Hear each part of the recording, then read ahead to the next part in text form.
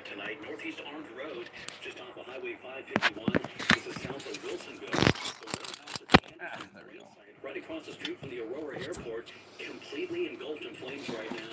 It's not too far from I-5. A lot of drivers along the interstate seeing smoke up in the air. Authorities telling folks to avoid that area. Our news partner KGW is now on the scene, and we hope to learn more about this fire shortly. Well, Portland's first black female city commissioner attended her first city council meeting today, and she had a few surprises on her first day. Joanne Hardesty was aware of the disruptions at council meetings, but 3 times in one morning. But I have to say, I was a bit disappointed. I leaned over and I said to the mayor, "So is this normal?" He says, "Every week." Hardesty says that's unfortunate for first-timers at the hearings. And what it does is drown out regular people who finally have the nerve to come down to City Hall and speak their piece. There was another surprise for the new commissioner. It surprised me. I was given an iPhone and a Okay. You're waiting. And iPhones don't actually talk to each other. Hardesty headed that support us for a party at the hall. Mike Turner, FM News 101. It's 104. We'll take a look at traffic and weather next. Good evening. Progressive Insurance. Pick from a range of Good evening. with the I don't know why I'm doing that. tool to find a price that works for you. Find out Poor more boy. at progressive.com. Boy, If you've been arrested for a DUI, what you talking about, boy? You think that poor boy gonna be a pretty boy? I think I tell you what, that'll be a pretty boy. Pretty boy. You've been arrested. The first thing you need is to find the right law firm to help you. If you have a law firm you can place your faith and trust in. It's not boy, Law firm it's that you boy. believe in, and one It's that will boy. believe in you too. The Reynolds You Defense tell you what, Attorney boy? is that kind of law firm. You what, boy? We do fantastically What? well, and our team is second to none. Boy, While I every tell you decision what, can outcome I different. don't want to hear no lick of disrespect from me, boy.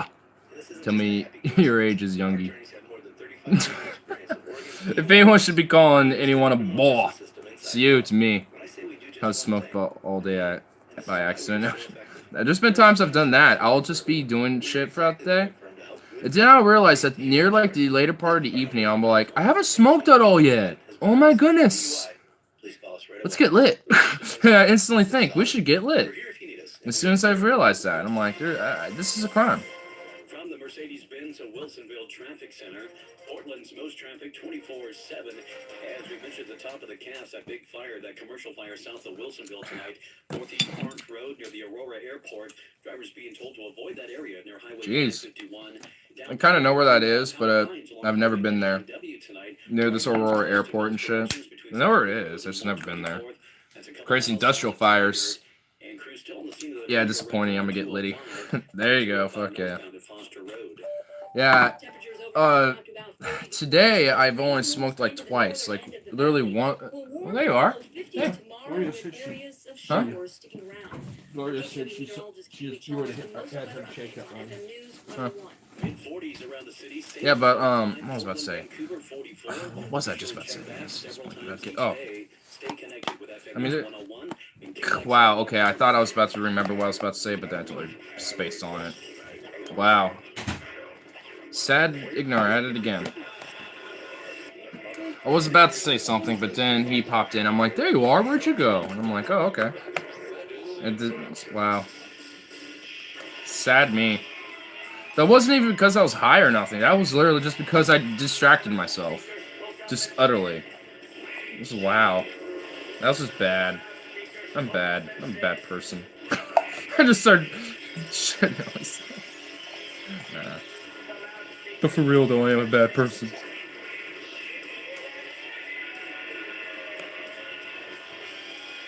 You only smoked twice. Oh yeah. I just realized it. Okay, yeah, I just remember what I was about to say. So like yesterday I literally only today I only smoked one bowl when I woke up this morning to go to work, and then I had one during lunch. So I mean that's what I was trying to say. I remember now. I think you said that, lol. Yeah, you just sort of reminded me what I was talking about, so thank you. There's someone who has better cognitive function than I do here. Called goldfish brain, yeah. Got a little bit of a stoner brain happening there, where I'm like, what? But to be fair, I probably have tendencies of ADD, or ADHD. Both of them are kind of similar, but both different. Like, they do similar things, but they do it in different ways. I'm pretty sure it's more towards like an ADD than an ADHD, but I have like tendencies of such. Not really necessarily I literally am, I have tendencies that would normally inhabitate into someone who actually is straight up like ADD or something. Or ADHD, but I'm definitely not that.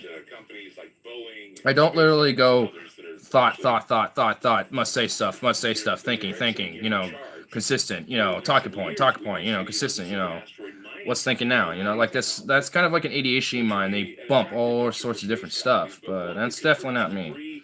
EDD is kind of like more of a, like, what's that? Okay. What's that? Okay. Oh, that looks okay. Oh yeah, that's pretty interesting. Okay. I mean, it's kind of a different way. It's like a more slower ADHD, if that makes sense. I mean, I'm not some psychologist or some shit, but I mean, that's at least from what I can get. Lol. Seriously, that's just what better reaction than to someone trying to bro science some shit out besides just lol. I don't have stoner brain. In a way, that's probably a good thing. Because I would honestly eventually would like to see studies done on, marijuana affecting the brain, 30 years of like consecutive use or something, because those type of studies haven't been done yet. And if they have, probably probably not very accurate considering the prohibition.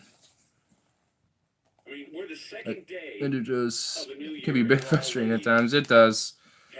It can be. There'll be some times where I just straight get pissed at myself because it's like, I should have remembered this, but I don't. It's just like, I'm actually legit. It'll be like, I'm legit mad at myself. It's like, fuck me. How dare I not remember this? And then I'll be like, that's what I was trying to say or trying to think or trying to remember. Then I'll feel like a major retard. And it just doesn't feel good. It's like, oh, wow, I feel dumb. It's like, oh. It's like, oh. Hoping to cultivate one in this lifetime. Oh, hoping to cultivate.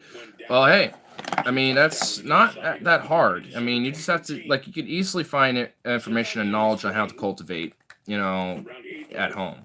It's not that hard. You just need seeds and you need the proper, like, fertilizers and things like that, to make sure it grows strong and healthy. Other than that, don't really need too much, but as long as you can keep it hidden and the smell sort of not smelly, you should be all right.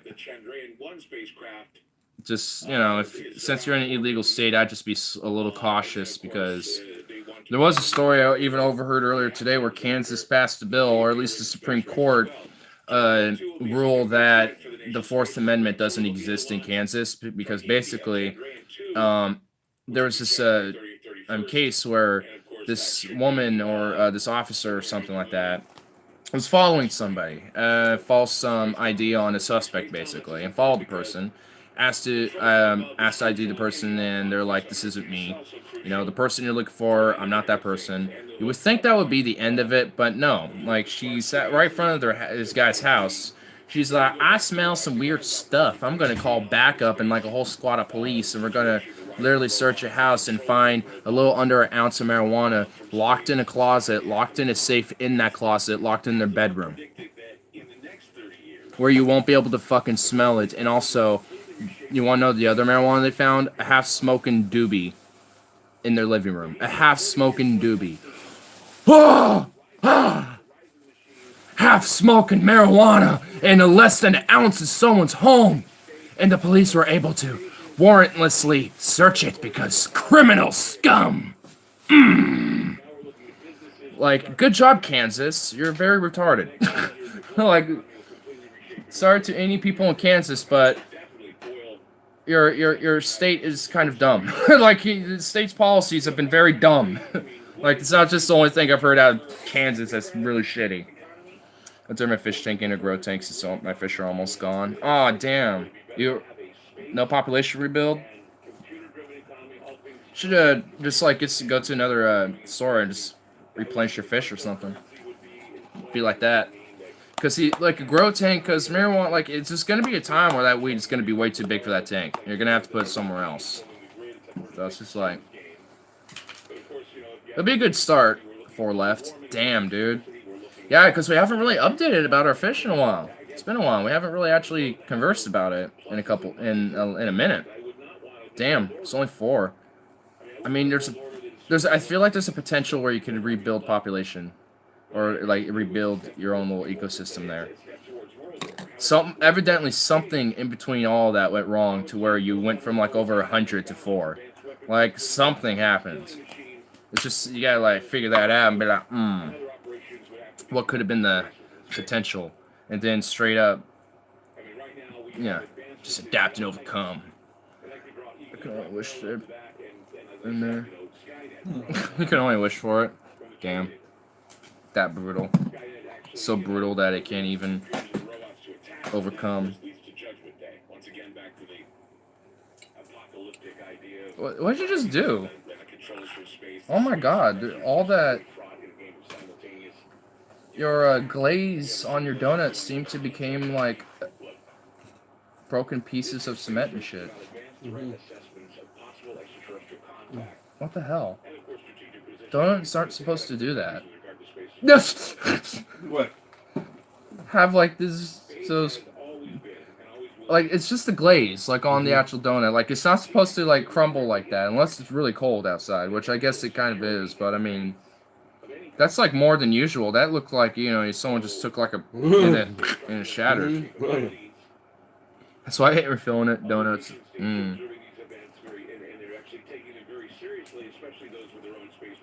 So you're like, I will adapt and overcome by just not refilling it. No. That's why I will just grow weed in it instead in honor. Fertilize the weed with the corpses of my fish. This just sounds absurd. What the fuck? That'd be some fishy weed. You can call it Fishy OG. There you go. Nickname that shit Fishy OG. Even if it's not the official strain name, who cares? Just nickname it. I call this Fish OG. It's not really literally a name of a strain. It's just I just nickname it the Fish OG because it grew out of fish tanks.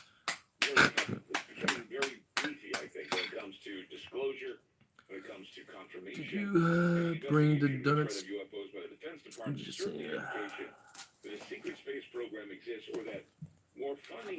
I didn't, unfortunately. Robert did. He was gone for when I came in here, and I was like, "Oh, he's not here." Okay. And I was just like, "Okay, I'll just sit right here then."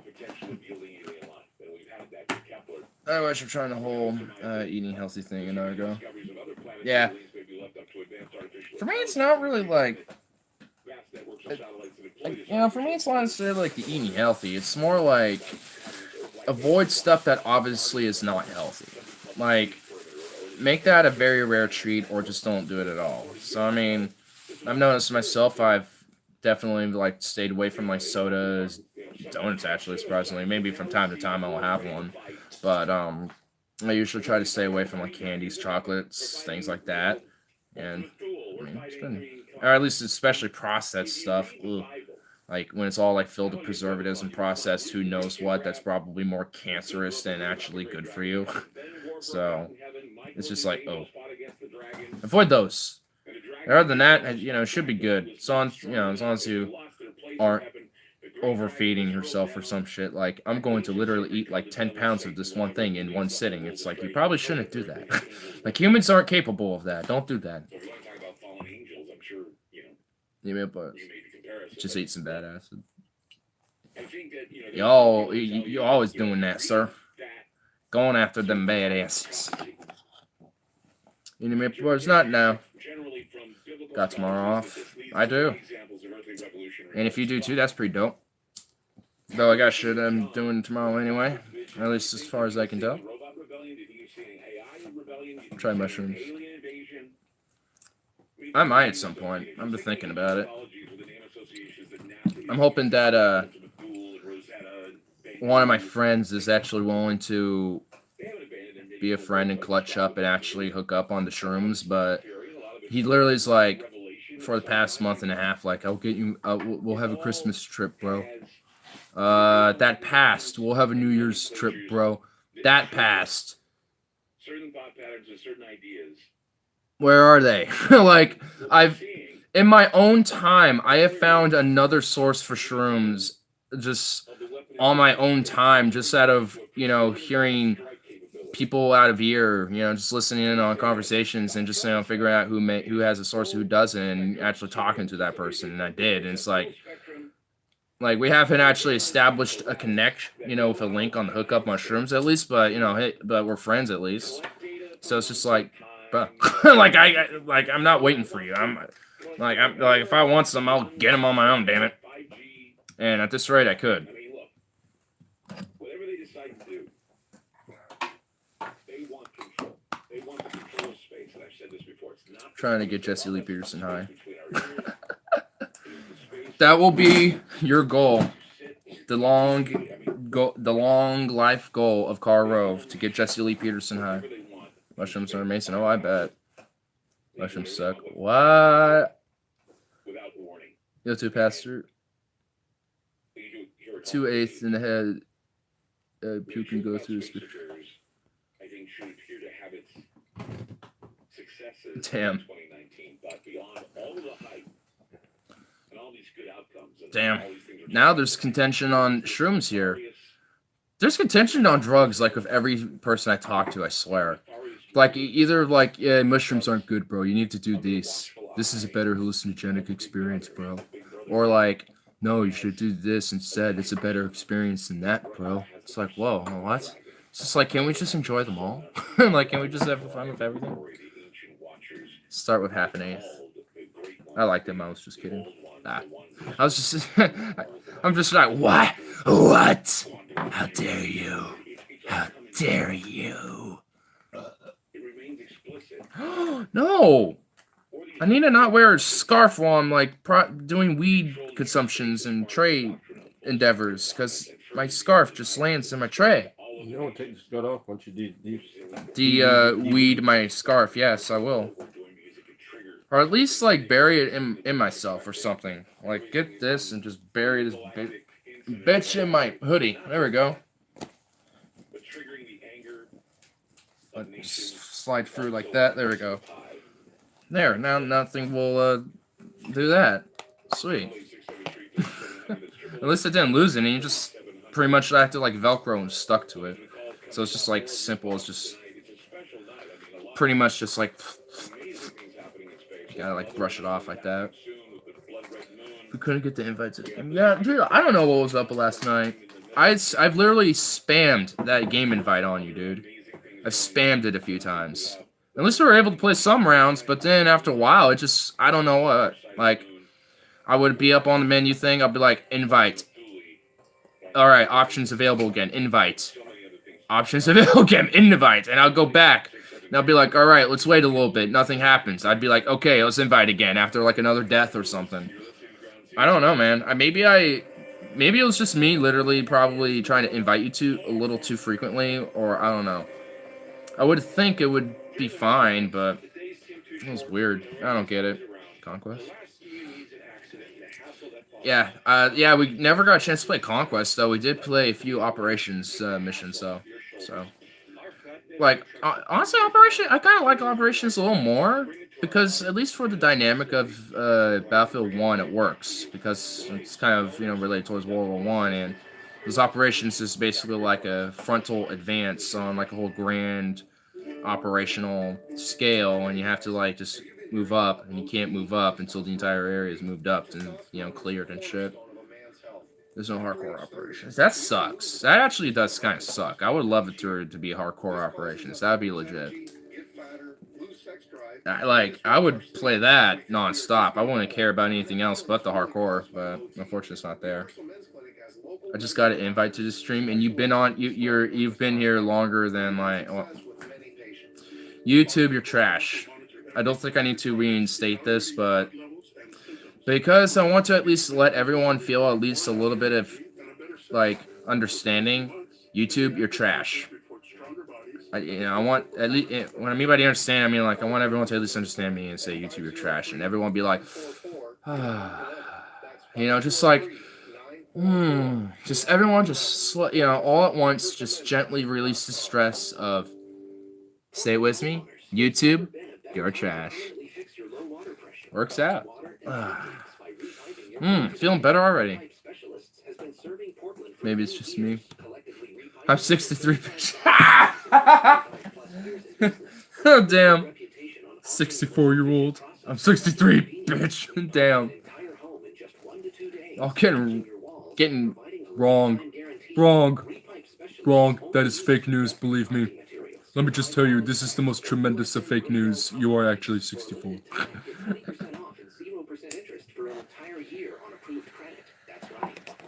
Oh my goodness.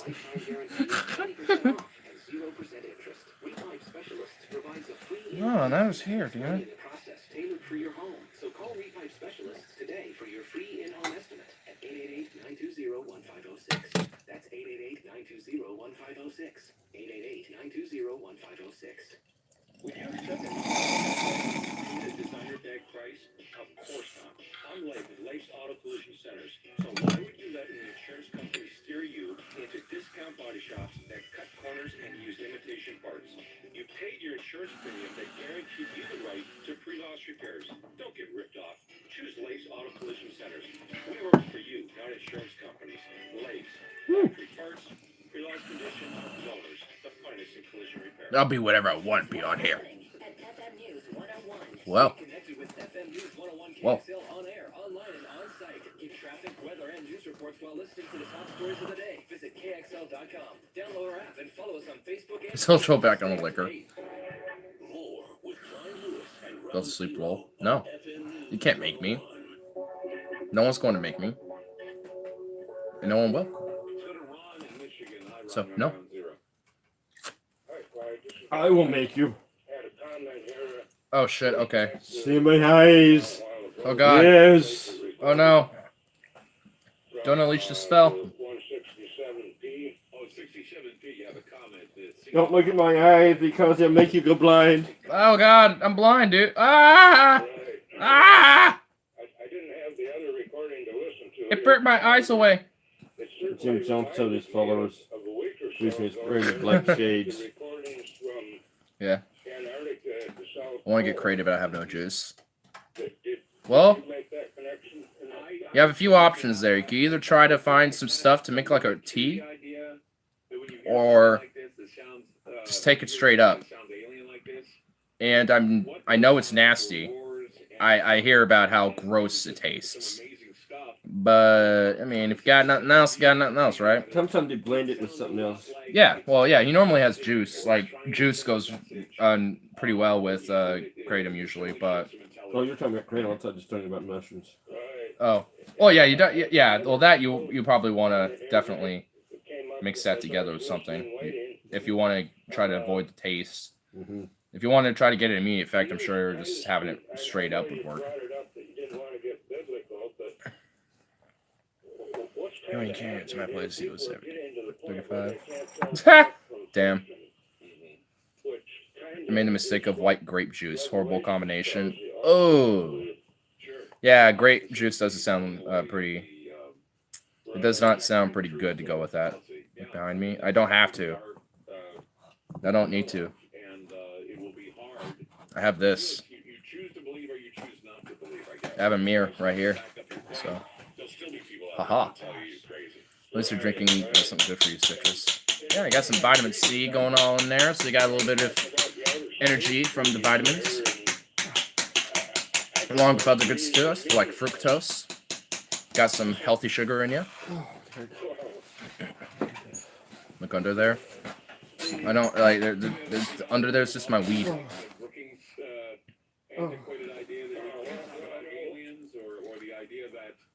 Please don't start him.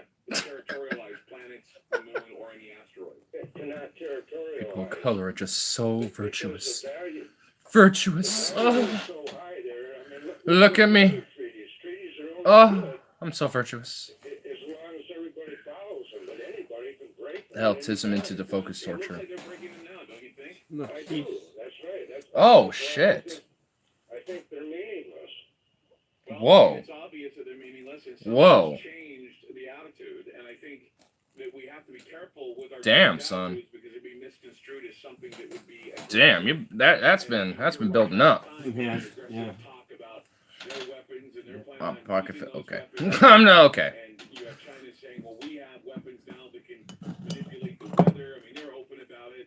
landing things on the moon. A bucket feel. It just certainly Buckets don't has us full. now with the new phase of the space race.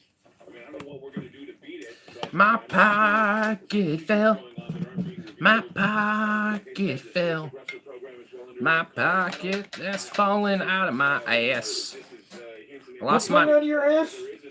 pockets, they fell out of my ass. Where'd your If you pockets go go find in your my ass? pockets, then I'll give you a pass. Down the bound, down the bound, down the bound, down the bound, bound, bound. Lost my pocket, they fell out of my ass. Then if you find it, I'll give you a pass. But just be careful, I might have spread some gas when I did some ripping ass. I can smell that too over there, man. That dang. It stank of hell. Stink worse than that damn cat over there, I tell you what, boy. Boy. To Mr. Rove have been on Fox News talking about a meeting. Oh, God. You never farted? Maybe. But no, I didn't. I mean,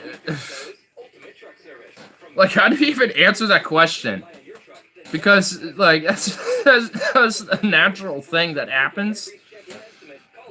But yet,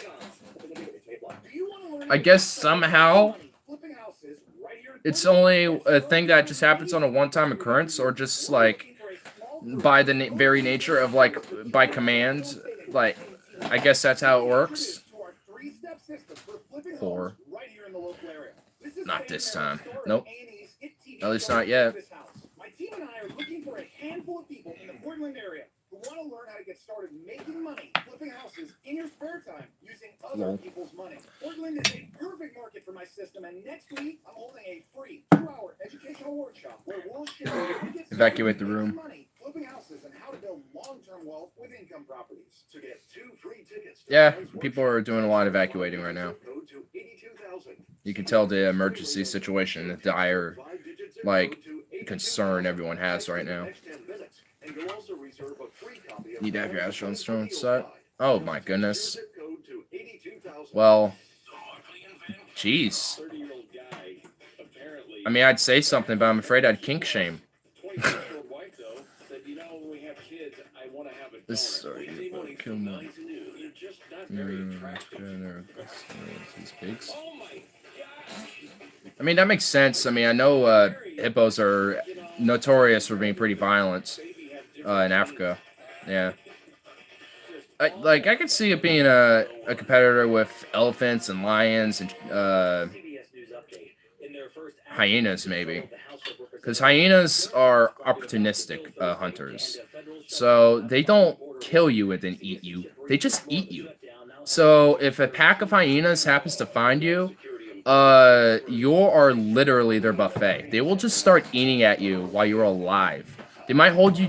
Some of them might hold you down and might like nip at you to weaken you so you don't fight back, you know, or attack you enough so you're weak enough to not fight back.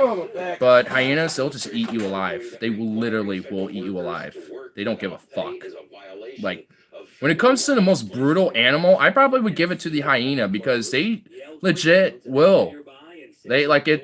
There's been videos of them like hunting like gazelles or just some random African creature or something like that was wounded or is ill or something like that, and they just don't care. They just just start eating at it while it starts screaming and begging for death. At this point, it's like, oh my god. Like if I happen to see that animal getting eaten alive like that, I just put it out of its misery and we could let the hyenas continue to feast. Because oof, that's just brutal. Oh, freaking. Oh my god. Oh no. Take down the lines. Look at the lines. Oh yeah. Yeah, hippos aren't thinking mess around, honestly. They're definitely pretty violent. Like, they don't seem like they would, but there's, like, I think, like, in every documentary I've seen about them, they charge something. And sometimes they literally will start charging the camera at one point. Like, they might leave, like, one little scene where it's like, oh, by the way, they charged us. And it's like, oh. It's like, oh, shit. It's just like, oh, damn, they're pretty aggressive. Tigers, lions, and bears, oh my. better than man bear pig. Gresham right now at 44 in downtown Portland. Be sure and Some check back with us bees. several times each day. Lions, tigers, bears, and bees. Lions, tigers, bears, and bees. Making a rap for no reason. It's in bad way. That's best percent.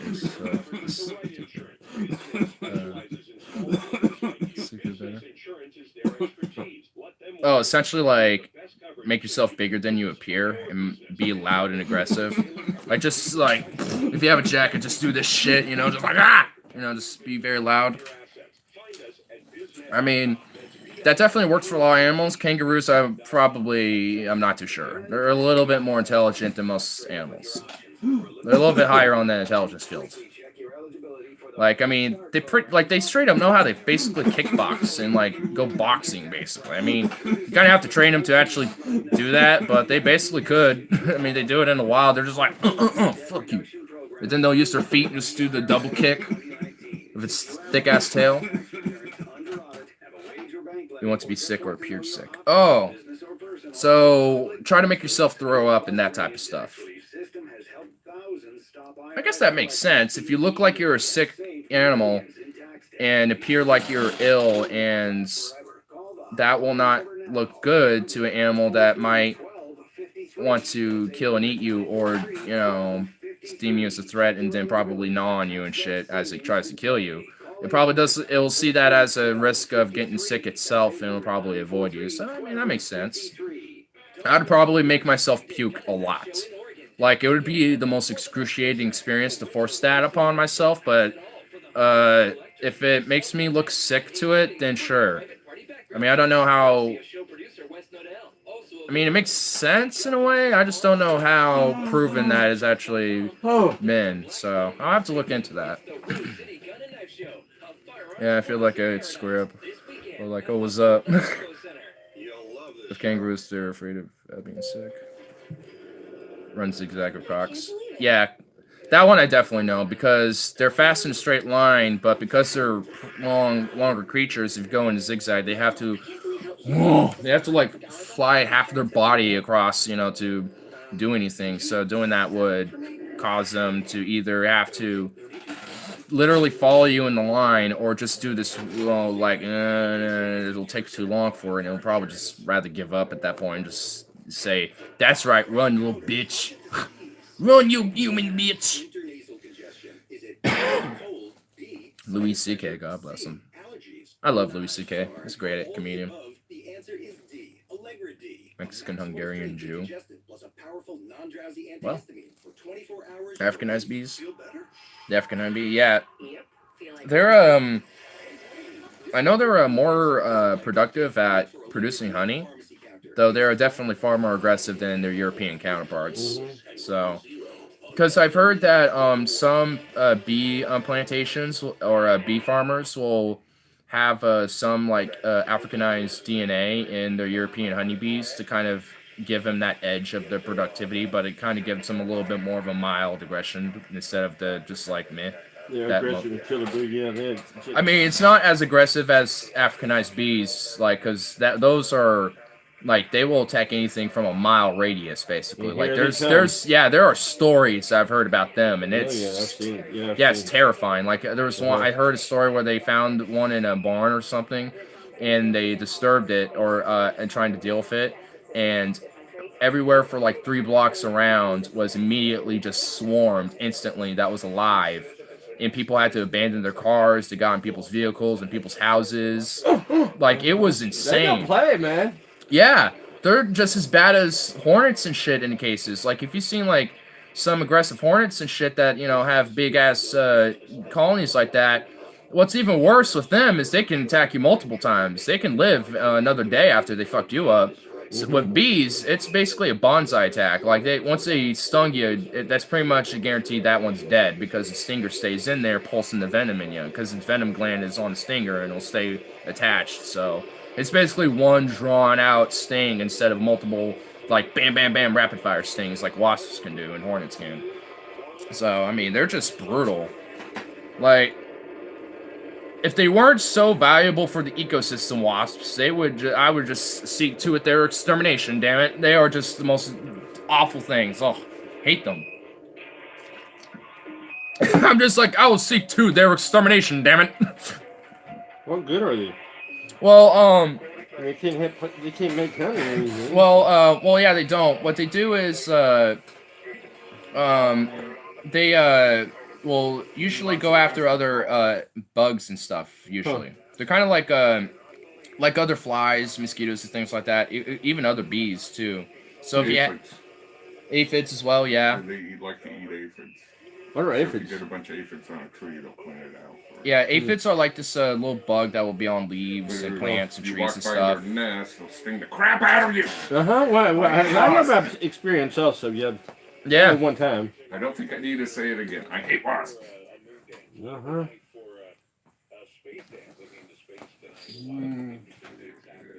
Really?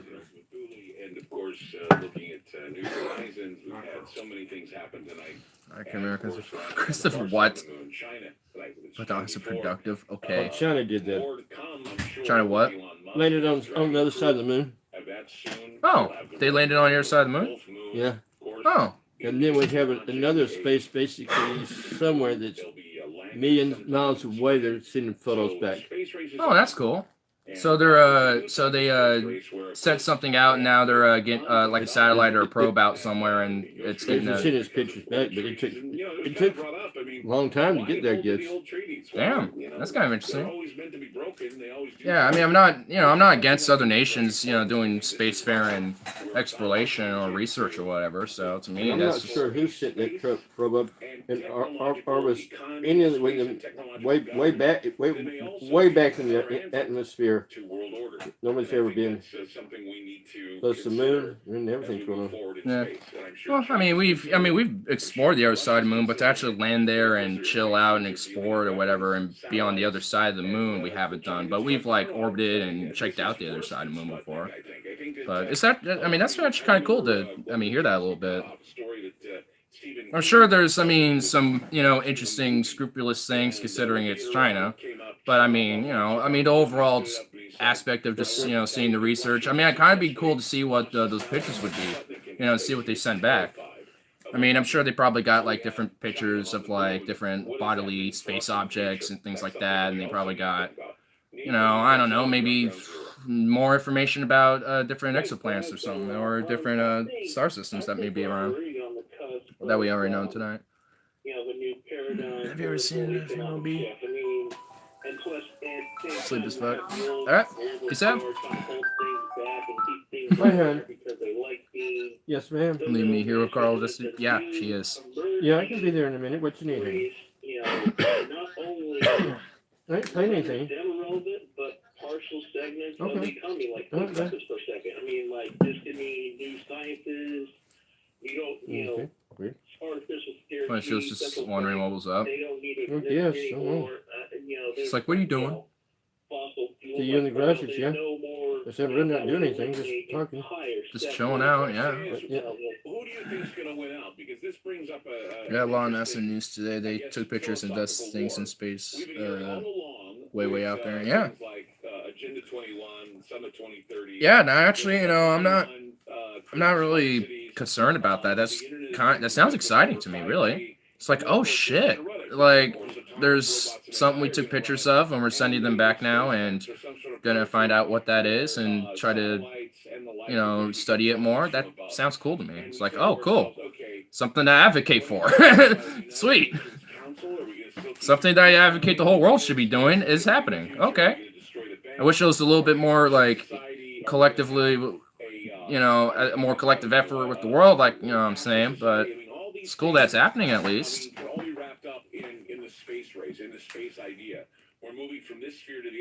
The thing looked like a bowling stick, two plants stuck together. Huh. Yeah. It's probably a rocky object of some sort. That's probably what it is, honestly. It could be just like a rocky object made out of like a silicon-based components, or maybe like carbon-based, or who knows. That's why we got to research it a little more. Now that we are learning more about this new thing that we found, it's like, hey, cool. There's this new object we discovered. Let's check it out. Study it more. Look to me like a snowman. Cool. Good night. Oh, everyone's leaving me. Wow. This might not be a very long stream at all if this continues. No game tonight? Well, I mean, I will. But the Carl's up for it. I mean, we can. So. You're gonna have the competing UN plan, trying to keep things the way they are, which it's just basically a post World War II games and stuff. But oh no, the duty of that force, so like extension at home, and then you're gonna have. Just talk about like the implications of like a second type of space race. Yes, sir. Yeah, that's kind of my main concern about it, and that's kind of why I would rather pursue a more global effort on space exploration, because instead of doing this more competitive like nation versus nation space race on like who's better, at doing this, it should be more like, hey, why can't we should just do this because, not only will the advancement of the technology getting up there advance us here at home, but, it's just, why not just do it for the great good of just us instead of just like, oh, our nation. This seems like a more logical idea considering that there's no way we can own the moon or something. Like, how are we going to even define who owns what in space? It should just be like, hey, this is just a thing in space that, we're exploring and stuff. Like, that's definitely my main concern, because if nations are starting to plot little, like, hey, we claim this part of the moon and other nations are doing the same thing, that ends up sending implication that of, like, basically space wars and shit. And that's well, I think that's going to happen at some point in time, like no matter what, if we're going out in space like we are and continue to go that route, where that's going to be like a definite. But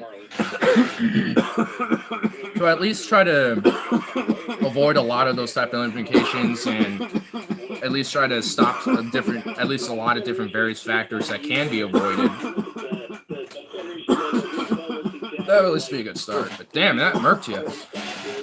Remember, it happened after a war between aliens and humans. The Klingons, fighting. Wow. You up there? I'm alone down here. You're not the only one here right now. Someone else is still sneaking about. Oxygen for Robert. Yeah, he needs to get oxygenated and terraformed like Mars. Mars. Oh my God! It's like a garage. I know, we're on Mars, dude. We need to terraform this planet. We need to oxygenate ourselves, man. That's why we're coughing too much carbon dioxide. You never know how to do that. You never could do it. You know what? You blow it out or Here, you just... How I do it to avoid some of the resonance, just kind of... I'll do like this and just... It says suck and just blow. Yeah.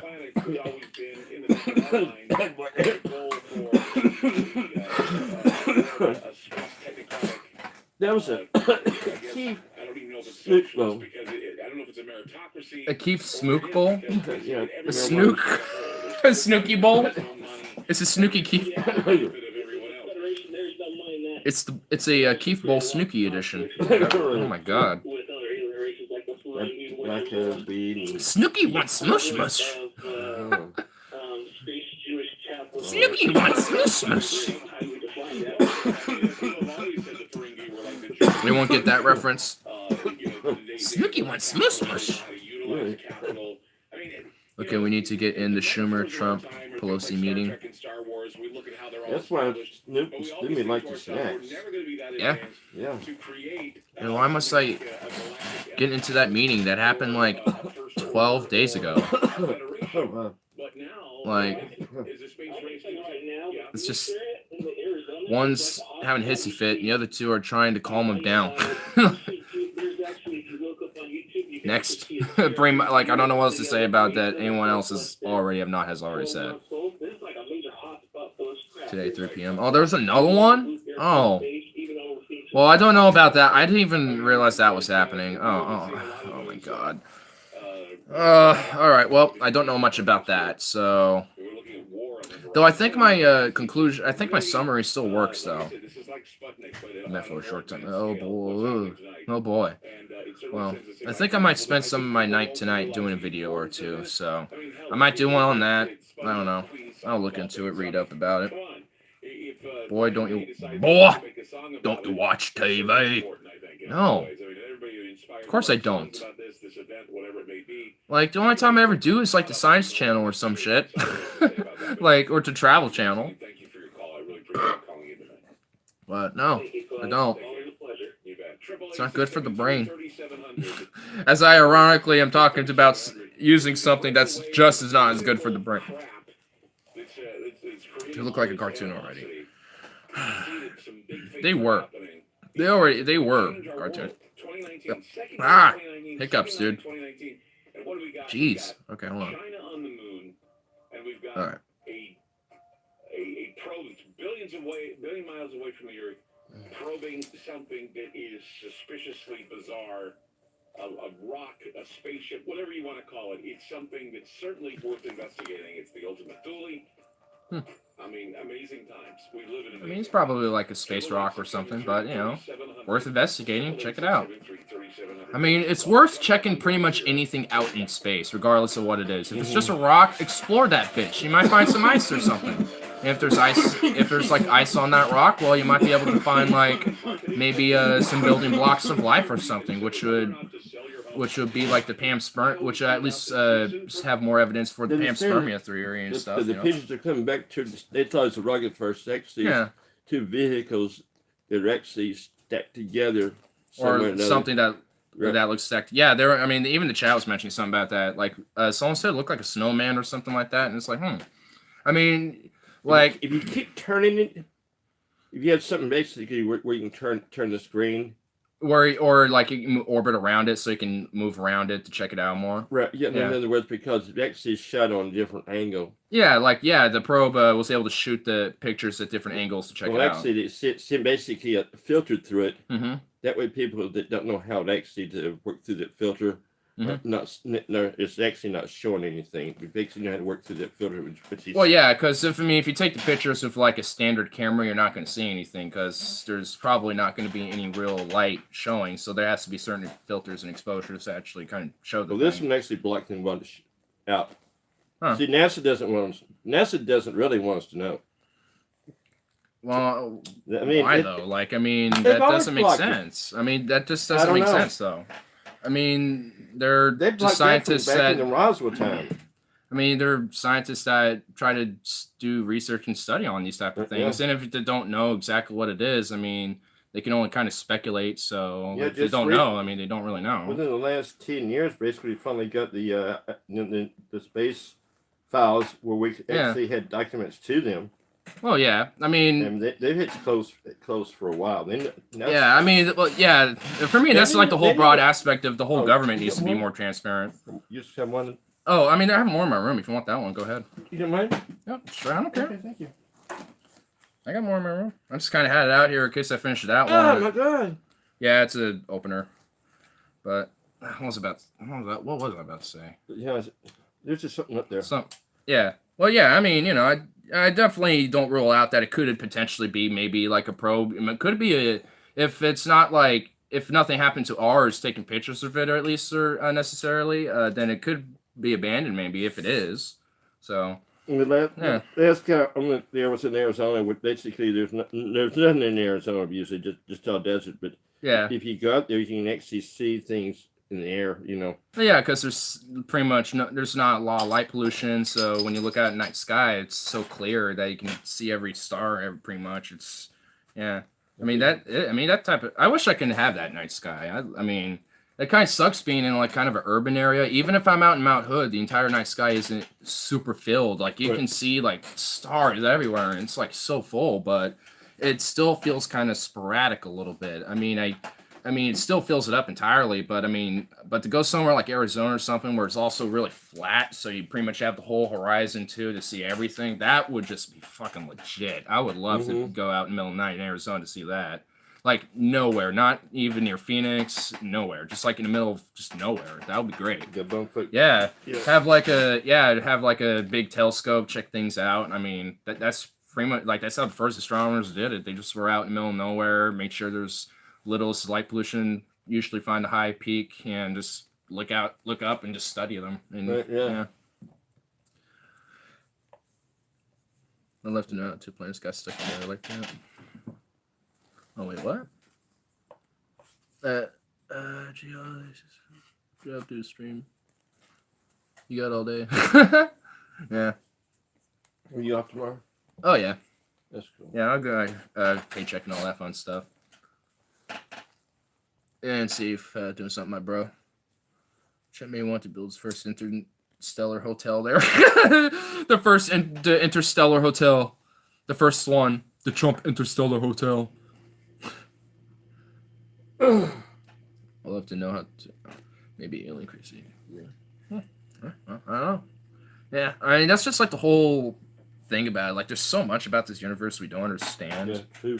It's just like, yeah. I mean, if that is a probe, it'll be really interesting to like know what compounds it's made out of. It's made out of like any type of metals. It's made out of like a plastic or something, or what it is, or is it made out of an element that hasn't been known to us yet? I mean, since if it would be, then the potential of it being of like really advanced technology beyond our comprehension is probably likely. If there is a sentient life out there, which there most likely is, and I mean, considering the plethora of exoplanets that we've discovered, and knowing how many are beyond that, and just how massive our own galaxy is alone. I mean, there has to be at least probably another one, probably on the other side of our galaxy or something, with maybe primitive forms, microlives and stuff. Yeah. I mean, like Star Trek. Yeah, for real. Like, literally, it could be like Star Trek, and we're just one of the primal species that haven't yet realized that it's Star Trek up there. Like, for all we know, that's how it could probably be, maybe. There could be warring galactic battles happening, maybe not in our solar system, because they see, they just see one, life, Earth form, and they probably don't even need to really actually visit our system that much. They could probably study it from like outside of the galaxy, be like, oh, there's one planet, primitive race of hominid species. Okay, we will leave them alone. They are no threat. And be like, continue international battle, like interstellar battle or something. That would be intense. At that time, AI has took over, right? In that time, well, I mean, sound like AI, the way you're talking about it sounds like AI, well, well, maybe. I mean, that could be a possibility as well. I was just making a random I don't know what accent I was trying to do. Insert random alien linguistic thing accent here. Or something. I don't know. Maybe it's AI. I don't know why I kind of sound robotic when I'm trying to do an alien. Maybe it's AIs that we're making now. And basically, they eventually took over the race, and that's what's coming back around. Yeah. What? Like what? Hold on. We made the AIs. So, a previous civilization made AI, and we're making them now. Well, yeah, I mean, we are making them now. But...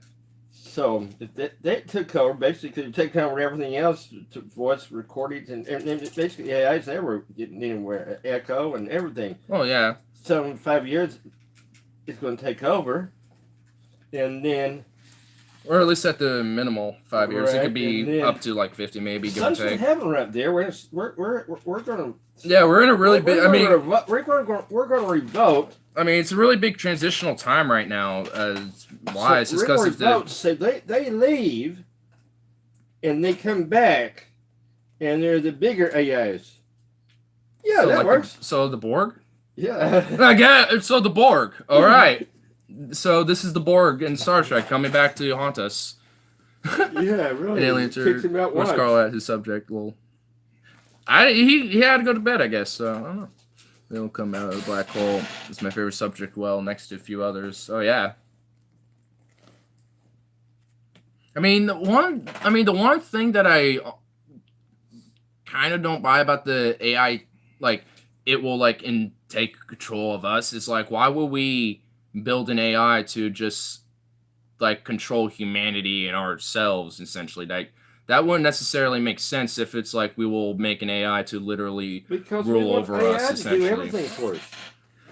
Well, I mean, it's not... I wouldn't necessarily... That's necessarily bad. I mean, but how would you imply that? Because if we do create one, we're not just going to have, like... one person, you know, try to teach it things. We're gonna have like all these different minds and all from different types of fields, from like even arts to sciences and mathematics and stuff, to essentially teach the best of the knowledge and of humanity. At least that's would be hypothetical of me, at least building one of these intelligent AIs that have just a three thought, kind of like us, essentially, instead of an AI just built for one specific thing, like an Alexa or like these But self-driving how cars. do you know this list? I mean, there's got to be something listening. It's the wake cord there, right there. It has to be listening all the time. Well, yeah. I mean, Alexa is literally listening to you all the time. It's just waiting for the cue for you to call its name, basically, essentially. I mean, that's pretty much what it's waiting. It's waiting for a standby audio frequency that you're going to make to it and be like, all right, I want to ask something. So that's just the next step. Well, I want an AI dog. Yeah, I mean, that's definitely that's definitely happening. There's brothels of that shit now. I know. Like there's one in Houston, Texas. If you want to go back down to Texas, there's one in Houston. You can make a pit stop. Really? You can rent one out for a bit. Not want to be in Houston. Yeah. Galveston, maybe. Yeah, I will eventually find humans as a cog in a wheel. Well, my problem is like AI would have to be symbiotic to us because it couldn't live without us. How would it be able to maintain itself unless it was able to construct other AIs itself because or it can whatever? learn. Well, yeah, but it keeps learning. It's going to keep learning, and basically, it's going to get to the AIs are going to learn themselves, and then there comes a time where it'll eventually learn on its own, yeah, and it'll learn even beyond our capabilities. So, like, so why do they need humans? Well, because it'll need at least something to keep itself maintained, because like its actual components of itself. Like if it takes out the humans, what's gonna maintain the whole structure of it all? That is true. So like it will have to be like a literal a balance in that, which is kind of where the whole idea of like AI, or at least in the positive outcome of AI, where where that balance is actually achieved in a positive way for everything, where humans don't have to worry about like these oppressive struggles, or just worrying about being impoverished or whatever. Then AIs are kind of taking care of all the hard big struggles of like going out to space and shit or whatever. And while we will probably obviously still have minds probably thinking about these type of things, and people having influences in these type of things, I mean, it'll essentially be like like a kind of a head governance to not necessarily dictate what people do, but essentially like be like a sense of help. Because it's it's a field I don't really totally understand much right now, but I can at least I have layman's terms. I'm bro sciencing the shit out of this right now. I mean, in a way, it will be kind of like... It is scary, the thing that you yeah, I mean, it is. I mean, but, if all change seems scary. I mean... You're 21 now. Yeah. In 20 years... Things are going to... like, in 20 years, like, shit... Yeah, like, I mean, self-driving cars are probably going to be standard by the time I'm, like, 45 or something. Right, yeah. And, I mean, I'm not necessarily even really against that, because people are way worse at driving than than a calculated thing that is meant to drive in a safe demeanor and have like cameras all around it, so it will be aware. Like people will like be texting and driving, be extremely drunk and driving, or extremely high or altered on the consciousness and driving. They just are clumsy driving, or just aren't paying attention. Like people make so many mistakes driving, and there's so many accidents on the road. But over time, once the technology of self-driving cars becomes more honed down and like more finely tuned and more standard around roads and stuff, it'll probably be seen as a way better alternative. I mean, I'm sure it'll be a lot more expensive, or even pretty hard to like attain for a while, but I mean, over time, it'll eventually be seen as something that it's like how a transition from like the horse and wagon carts and stagecoaches into cars. Like it didn't happen right away, but eventually, like within a decade or two after its total introduction, it eventually became just a thing. Right. So, yeah. I mean, like it's just like right now there's such a huge transitional time right now, and it's definitely like a lot of it is scary and a lot of it's really interesting. Yeah. Yes, you're right. Oh. Now this is Mike Johnson stuff. Damn, he's gone. Yeah. See, like with him though, he sees it as a serious negative implication though. That it isn't as, but it really isn't though. I mean, it can be. I mean, it's not to say I'm not ruling out any negative implications that can happen along with this. But though I think it's just because people think too much of like the fears of it, they don't really see like, oh, what could be actual positive outcomes of it. She need help? I think she needs to get rubbed. Okay. Get her in bed and give her a rubbing and put her to sleep. Okay, be. Yeah, oh yeah. Well, yeah, I mean, anything can. Like, I mean, anything can have a negative implication with its I'm outcome. gonna take my pills too. What's my buddy looking at? Probably out chilling. Could have asked his roommate. He was just in here earlier. Oh. I'll be back. Yeah. Take the pills. At midnight. At midnight.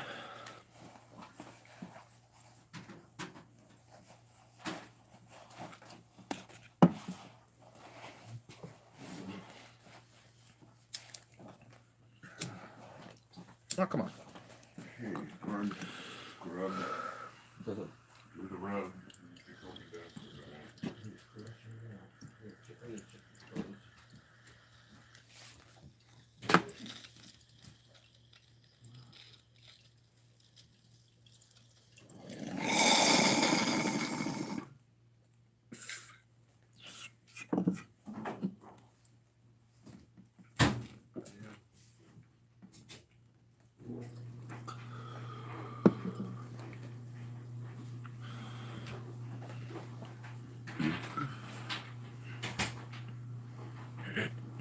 I was thinking of offering him a round trip ticket to Philly if he gained a pound or two. Logan, really? Like, he doesn't really need to gain a pound or two. If anything, he probably needs to gain like 10, and that's just probably. And I only really say that just mainly because for his size, he actually technically is a little below average on his weight. Same with me too. Sounds got that girl. But I don't get one. The master doesn't get one. How dare you? Well, to be fair, I'm so busy all the time.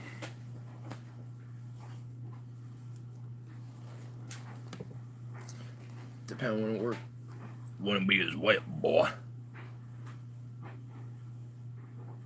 Oh, I see what you mean. Think clearly. I don't think clearly, okay? I think in an altered perspective, all right? I think in an altered perspective. And in an altered way of thought, all right? I never think clearly on things. I never do. You should know this. You should know this. You should know this. You may know me. You may know me.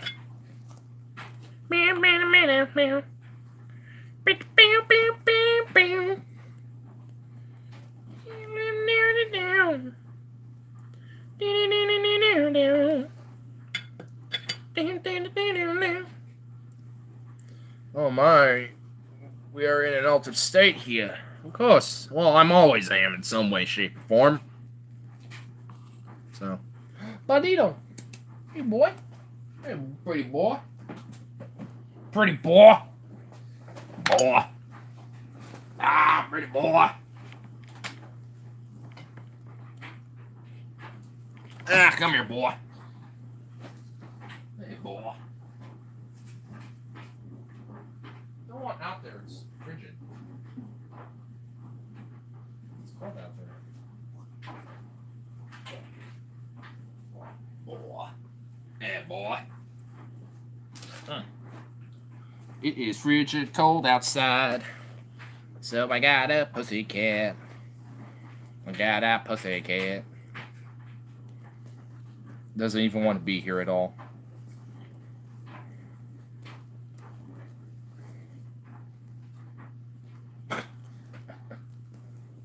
It's like, fuck you. Here's the video. His house in the snow again. I don't know.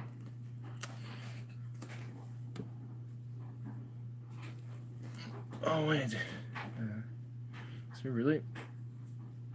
Yeah. This matchmaker's working. No, it's not. It's not. No. Nay. Nope. Nope. Ah.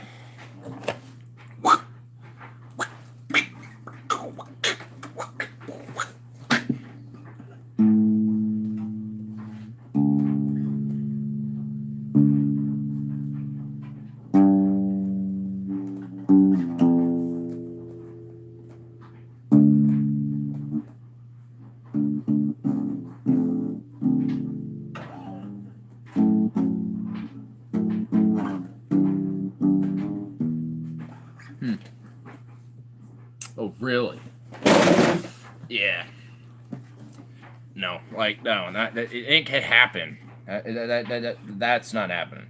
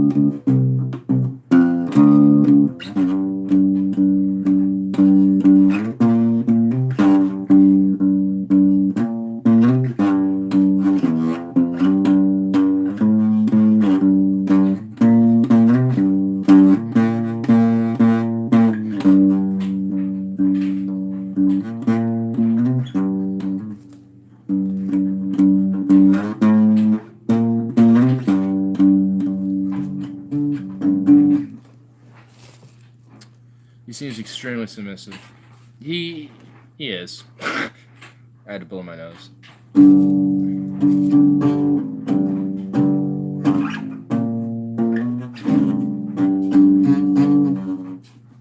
Oh shit.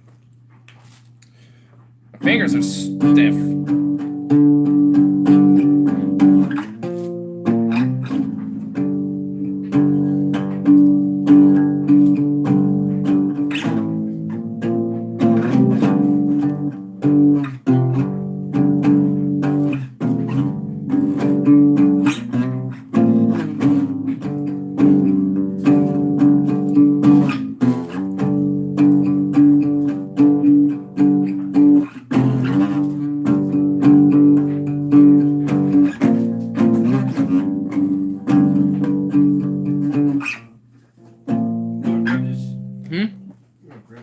Yeah, I can do it.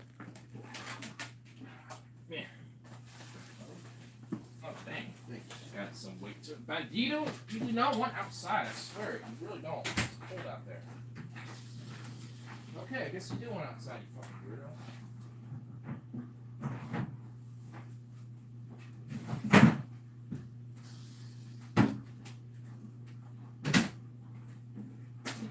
You did want outside.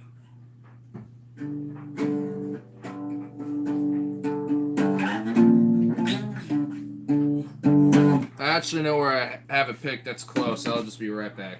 Look at the base. What?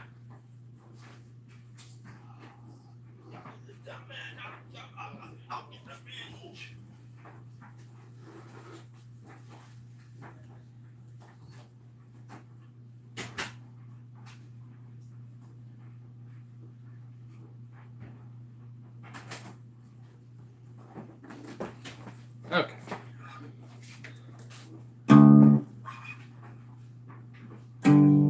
Oh, this is so much better. Thank goodness.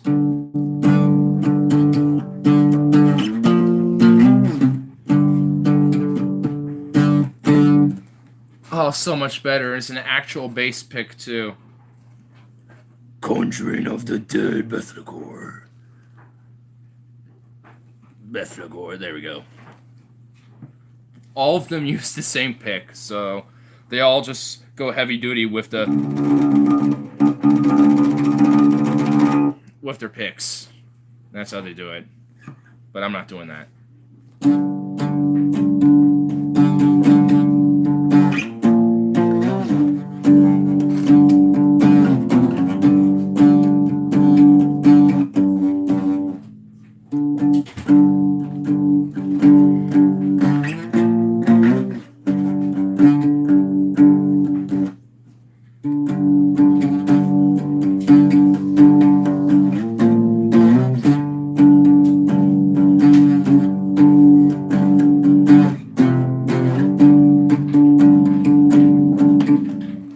Fuck, dude.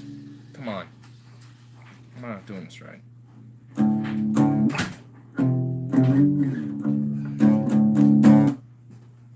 Oh, man. Oh, no. There you go. Oh, this is perfect right here. There we go. Perfect spot right here. Oh.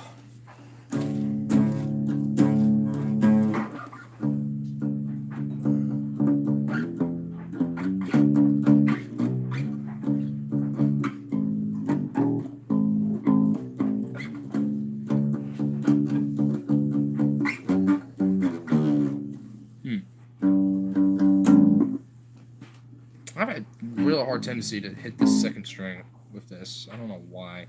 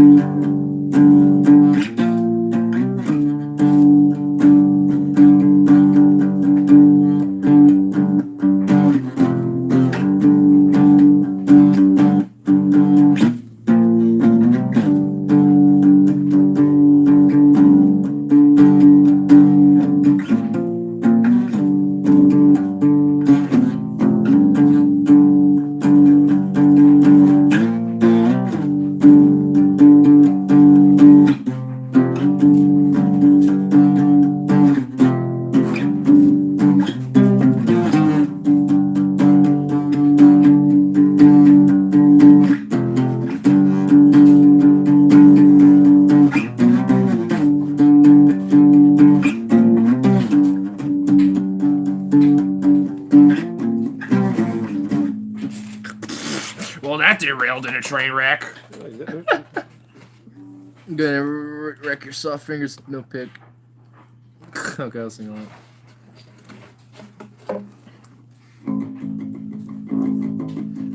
I'm Henry, yes I am. Henry, yes I am. An old song.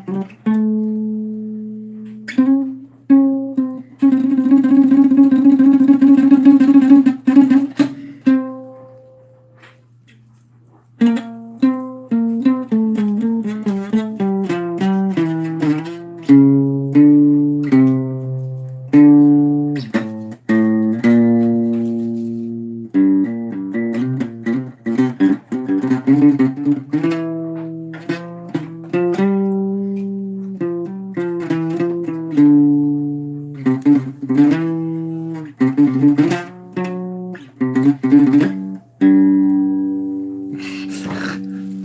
don't know what that was. I have limited musical knowledge.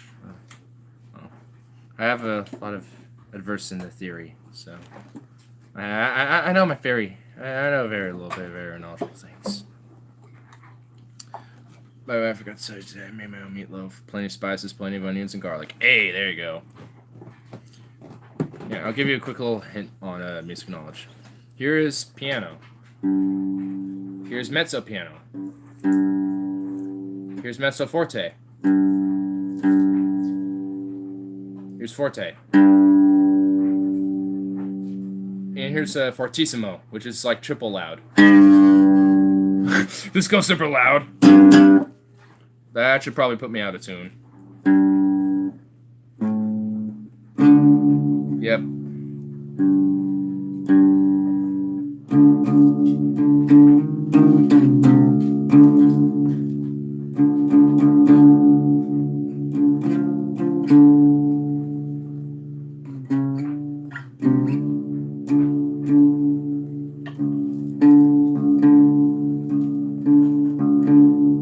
That's good.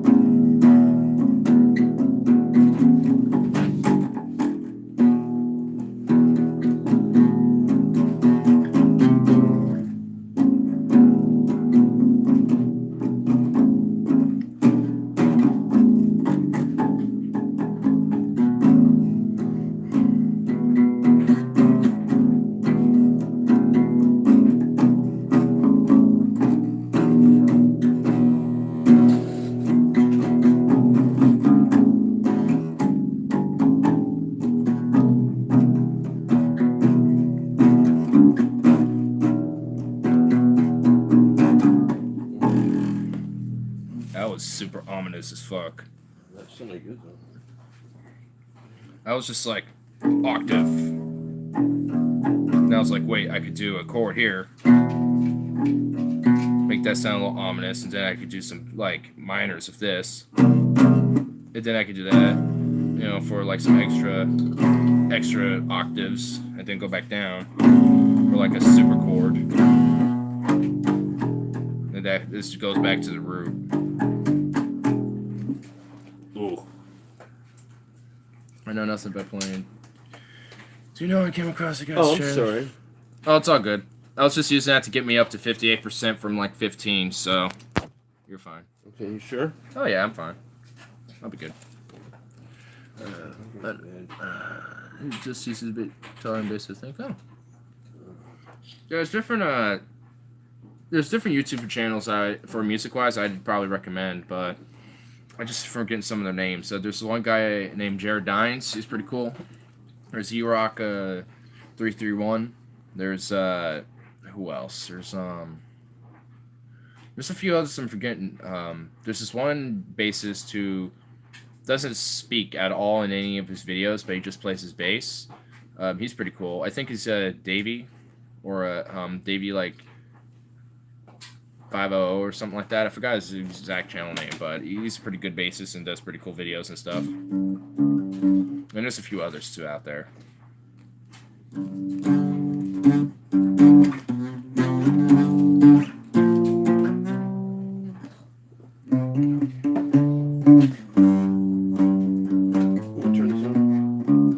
Yeah, I'll be alright, actually. I'm actually kind of warm. Huh? I'm actually kind of warm right now.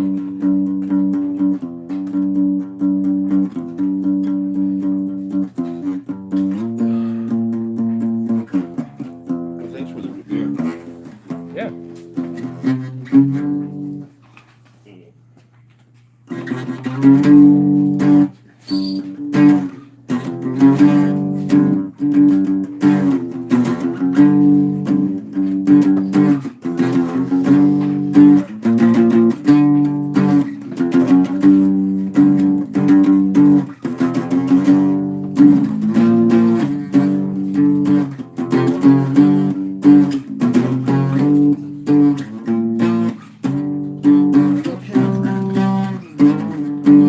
Alright. Alright, now we'll see you tomorrow.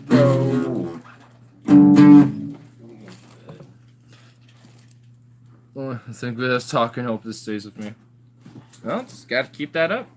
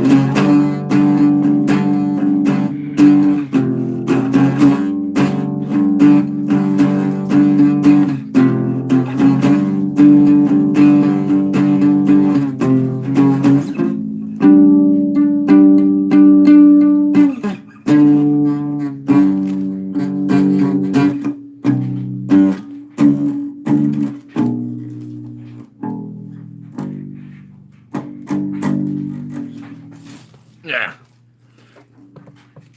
It's only one of those things you got me. He's gonna learn how to Like if you don't keep 2 content in your channel, start to die slow death. It's one of those things you gotta keep up. Y'all in or out? Yeah. I think he'll. I'll have to like teach him the ropes a little bit. At least give him the idea of how to do things.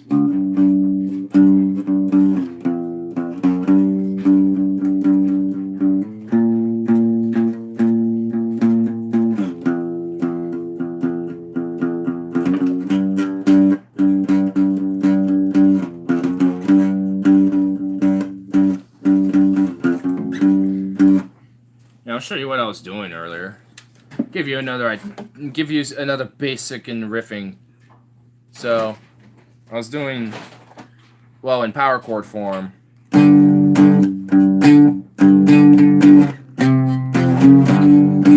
But let's just do it in the root note form, in its core note.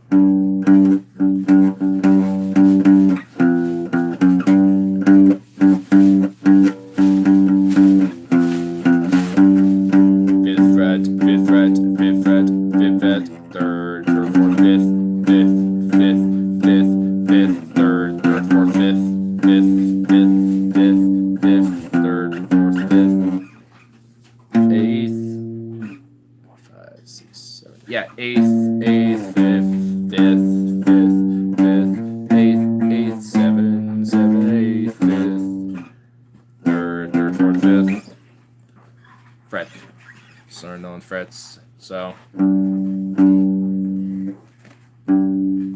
at least try to learn the actual what I'm doing. So.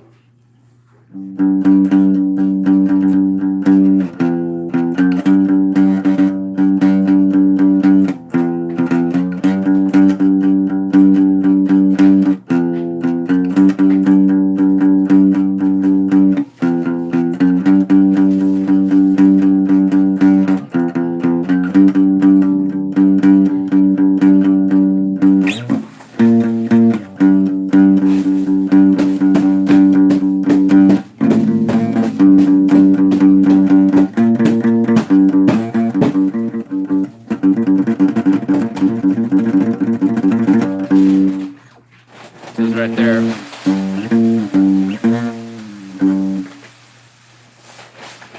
As there's chores being done behind me, let's now combine that together.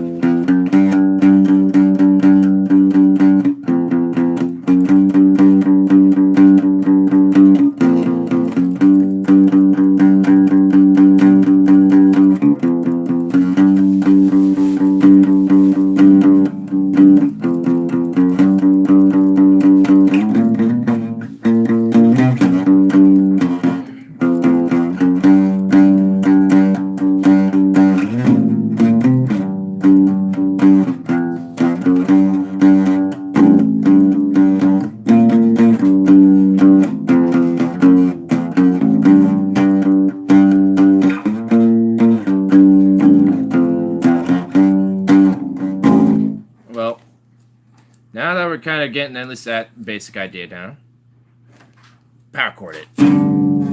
Power chord it. Which is pretty easy, actually. So, for power chords, if you don't understand, here's your chord note, let's say. Power chord is literally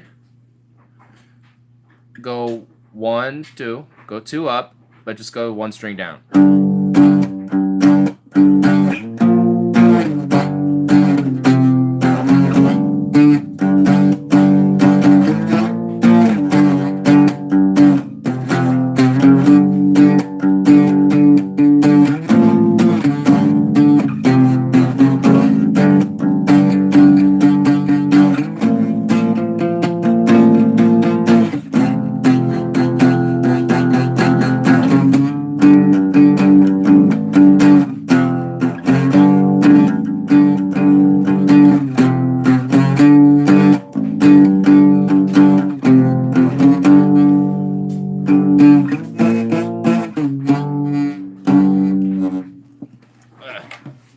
Takes a while to actually get your fingers to kind of hone in on the strings.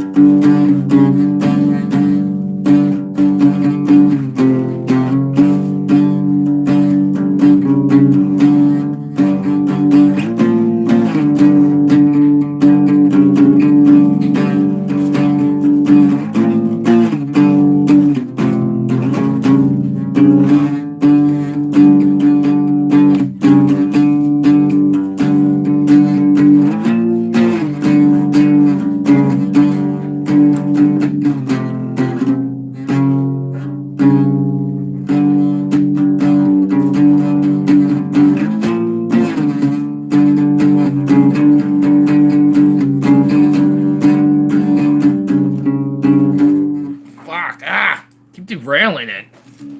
I add something new, and I'm just like, now I'm just getting so into it that I get hard, and then that makes me waste energy and makes me fuck up.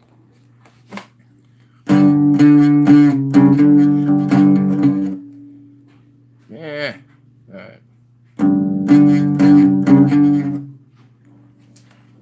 Hold on, let me just like stretch my hands out a little bit. Maybe that'll help. Maybe this will help a little bit. Ooh, yeah, that felt good.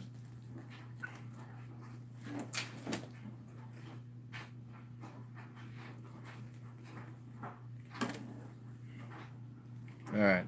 Now let's try it. Take 2. Or take like 50 billion at this point.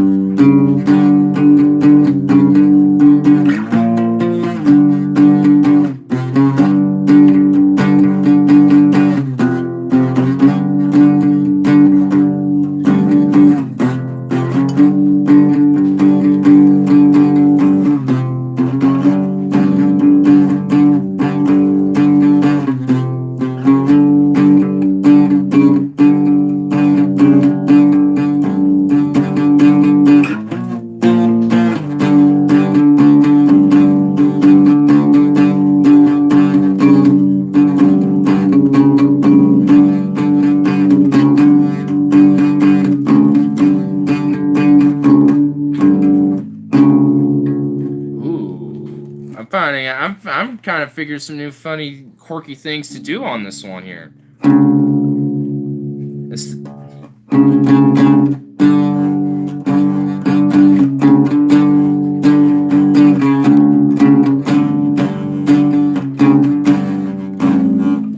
So what I'm doing is, here's the octave to D. I'm doing this. D flat or a C sharp.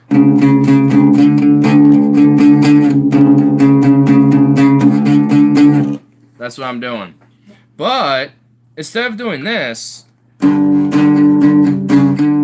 so this,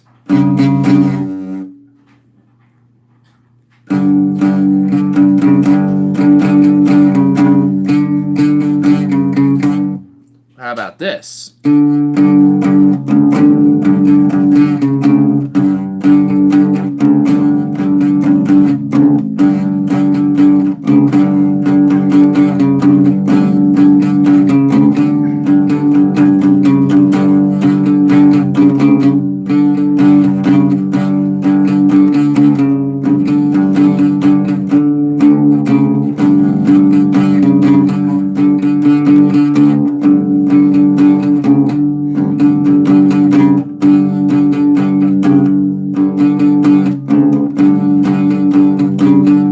At least every now and then it feels like it fits.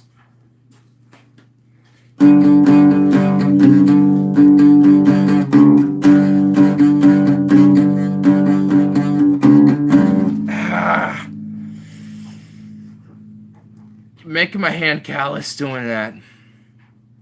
And it's just starting to like dig into my, it started to dig into my skin a little bit. So I think I'll just take a break from playing my bass now. Beflagor is good blackened death metal. Conjuring of the dead. Satan rising. Satan.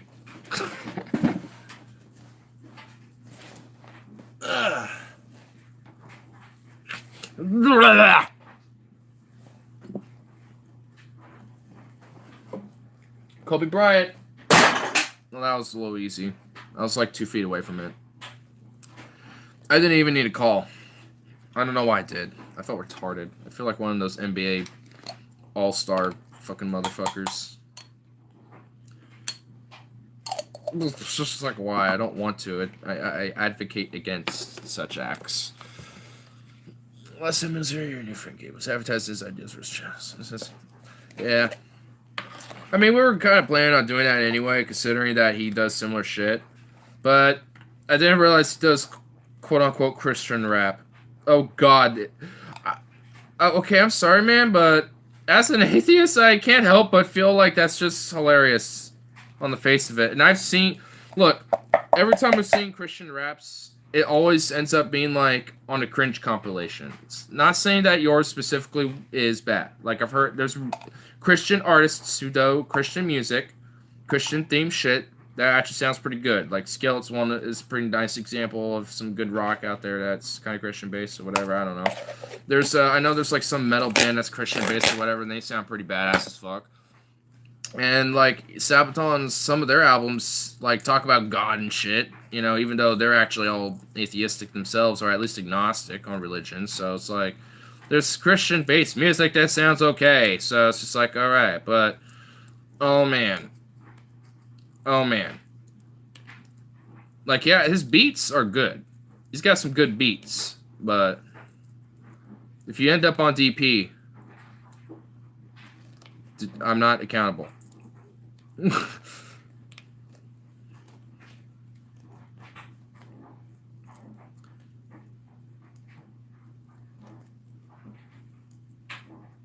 I feel so awful saying that. I feel like a douchebag. What the fuck? I'm not, though. I'm not trying to be. Though Christian theme music is, like, not anything I remotely am interested in. That's just me, but... So... And also, I found out he wants to try to do politics now and try to run for a office or something after he found out I was. I'm like, okay. But it's like, okay, dude. It's alright that you're interested in this shit and you're passionate about it. People can. Fuck, I don't even know if I'm even gonna, you know, go into an office. Let alone even do any of that shit. That's, like, way up my league right now. Like, what I'm trying to do is strive to maybe go for a goal like that, but...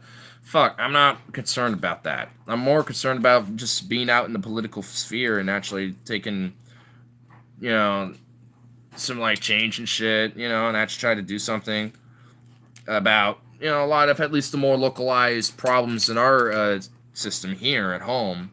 And on top of that, you know, just try to work from the ground up here at home, really. I mean, and in the meantime, on the side, I talk about the worlds with the rest of the world. Pretty much kind of my goal. Pat Robinson. Lord, save me, Lord, save me, Lord.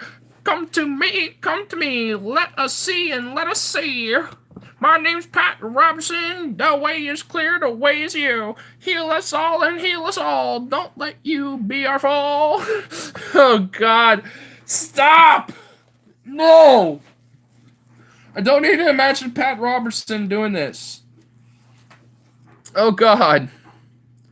Lord, see me, Lord, see me, Lord. Come to me, and let us see, and let us see. Your way is clear, the way is you. Heal us all, and heal us all. Don't let Jesus go and fall. Let sins pass us all.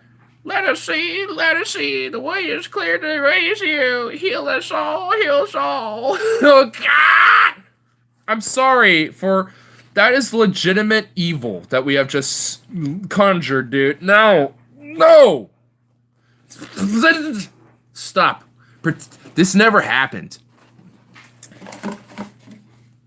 Okay? Okay, look. Look. Look. This never happened. This never happened ever in existence. Pretend we never did this. Look at me. Oh. Okay, I'm having too much fun. I'm having too much fun. Okay, I'm sorry. Your sins have been forgiven. Just never speaking of it again.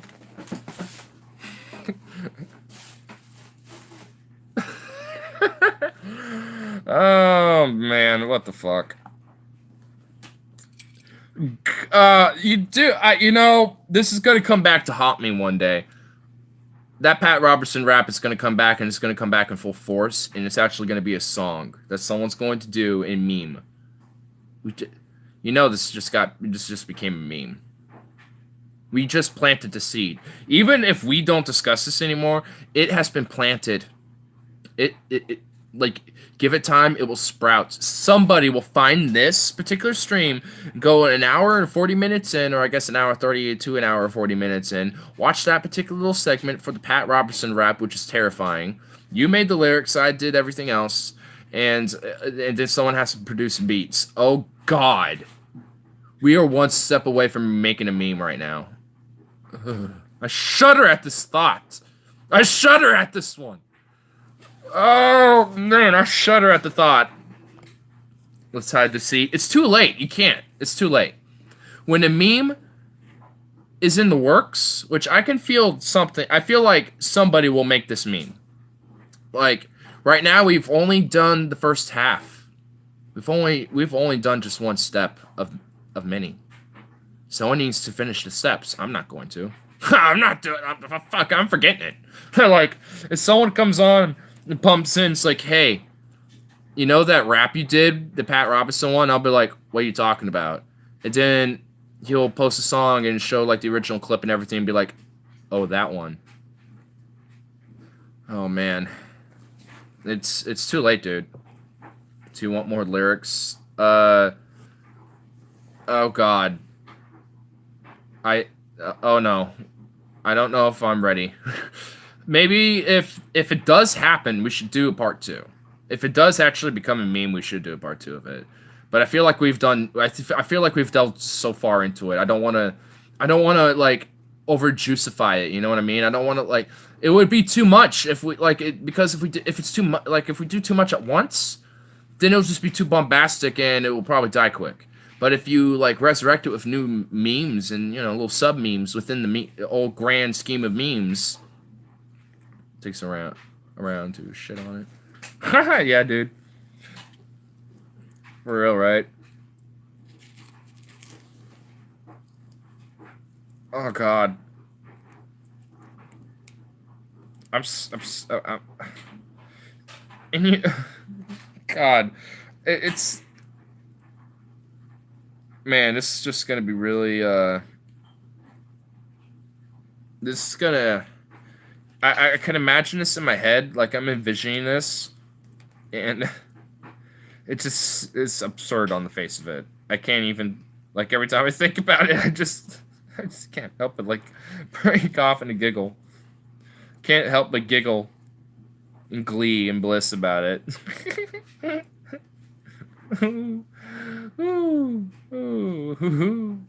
Ooh, can't wait. I cannot wait. Like, just can't stop smiling, dude. God damn it. No. No, dude. Oh, my God. Oh, man. This is... okay. This... oh, man. I'm just... Someone needs... Please, someone, for the love of God, please make this a meme. Like, I actually am, like, getting giggity at the thought of this now. The more I think about it, the more I like the idea. Hello, Pat Robertson rap. Yeah, dude. For real. Oh, man. I want to repeat it, but if I do, I'm just going to burst into laughter, dude. I'm just going to burst laughing. I won't control myself.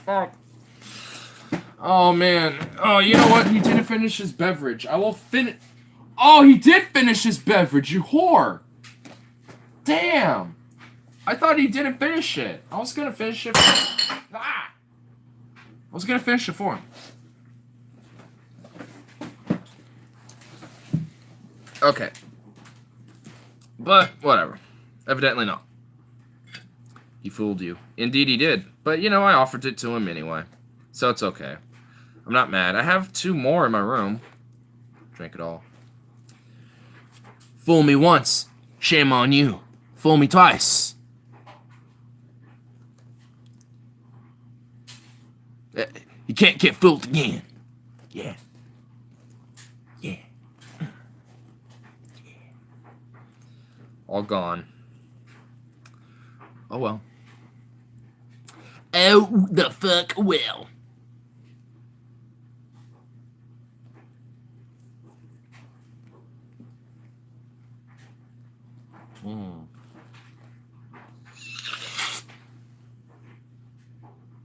That was not a good idea. I'm just kidding. There's no way I could do that. You know, I've heard of stories of people actually snorting keef. Now, I know I've had at least one of those stories be true, but the other ones I've heard, which is at least like 2 or 3 of them, are definite bullshit. Like, I know one guy who didn't have a way to smoke his weed at all. Well, at this point, he just had keef because he rolled a joint, but he had a lot of keef left over, and he was sober at this point and wanted to smoke, but didn't have a way to do it. So he thought snorting keef would probably be a good idea. And he did. And it wasn't a good idea. There's nobody I know specifically, but a friend of mine knows somebody who heard this story. It's just like, are they fucking retarded? Is this person's friend of yours fucking retarded? Like, okay, so here's why it doesn't work. THC, even in keef form, in the little keef form in this little this container right here, like, got the weed, and then there below is going to be the keef. Even in keef form, it's not activated. You still have to activate it. It has to be at a high temperature, and your body temperature is not that. It's like 150 something degrees, I think, or something like that. So it's almost double your actual body temperatures. So, I don't know, man. Like, it seems as if that probably wouldn't work, and that would just do nothing but be just pain and misery for you. So, you heard it here, folks. Don't snort keef. You heard it here first from Ignar. Just don't snort keef. It's just not a good idea. Just don't. Just don't. It's just not. Like, all you're just gonna do is just put misery on yourself.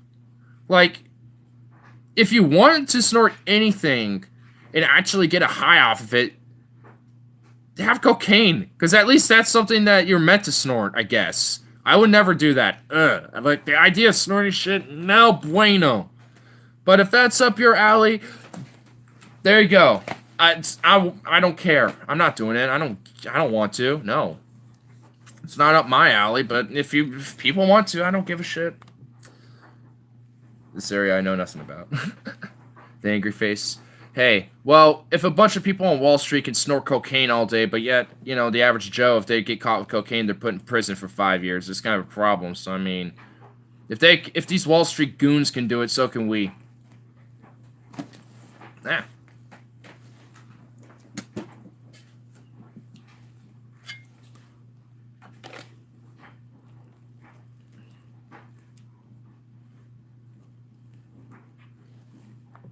Just got super quiet now. But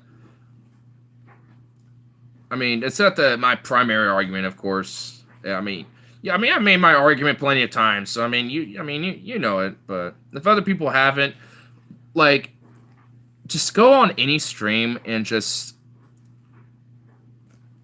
wait. You might have a drug debate on there at some point. I've had the conversation so many times.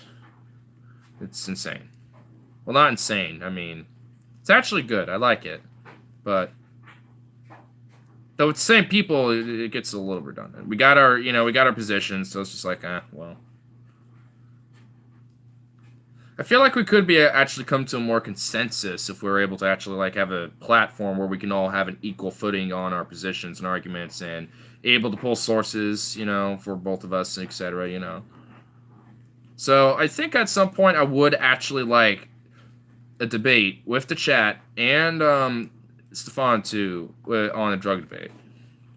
Mainly just with, I think, me and Stefan and maybe Carl and you as well. Just, I think, us 4. And I'll probably have me and Stefan at first, but then I'll probably bump in you and Carl in too later on and be like, all right, well, we did an hour of us hashing this out. Let's get these other 2 guys and hear their positions and, let them and let's hear their arguments and, whatever, and go from there. Like, Because I mean, despite my position, I'm still okay with talking with people, regardless of our disagreements. It's just nothing it's nothing inherently wrong with that. I'm talking about the justice system, drugs and crime penalties. The field for medical and safety reasons, drugs are on this platform. Well, I mean, I don't necessarily disagree, but I mean, there's also recreational effects that aren't necessarily harmful that these drugs can offer as well. And if people want to use them for those type of recreational purposes, and if they're like they themselves are cognitively aware of taking the substance in or doing it, and at a however at a moderate dose or whatever, just for a hypothetical standpoint in this case, in this scenario where they just happen just want to buy some, try it out, and they're like, oh well, I kind of like it, I don't know, I guess I'll have it again at some point, like that doesn't seem as harmful, like compared to back alley type of scrupulous weird dudes. But at the same time, I mean, those same drugs are very medicinal as well. Like, I mean, marijuana is just, well, not obviously man-made. I mean, it's man-manipulated, which at this point, any plant life is manipulated by man one way or another. So, like, it's about, for marijuana, like, for example, marijuana, for some people it's medicinal, but for other people they choose to have recreational. So, I mean, it's just kind of like how you choose to interpret it, or at least try it. If you're going to take this, should a 12-year-old try acid? Well, no, because they're not old enough. They haven't developed enough. Like, this should be, like, drugs should be for adults. Like, I want to give marijuana to a 12-year-old. I want to give him alcohol, or fuck, I want to even give him caffeine. Like, they're 12 years old. They shouldn't, have any, unless they need to for a medical purpose, not have any substance in them, really. So, I mean, that's just due to, their age and not being developed. I mean, they're a child. But if you're an adult, I mean, and are an individual making conscious decisions for yourself and are cognitively functional in society and for all intents and purposes an adult, why should someone inhibit your decision to put what's in your own body?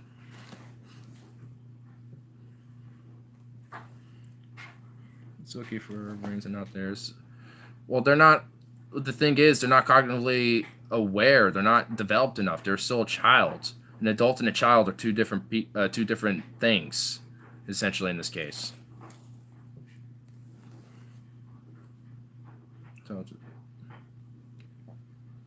Well, again, they aren't cognitively aware to make an actual proper choice in that particular matter. Like, they're not gonna look.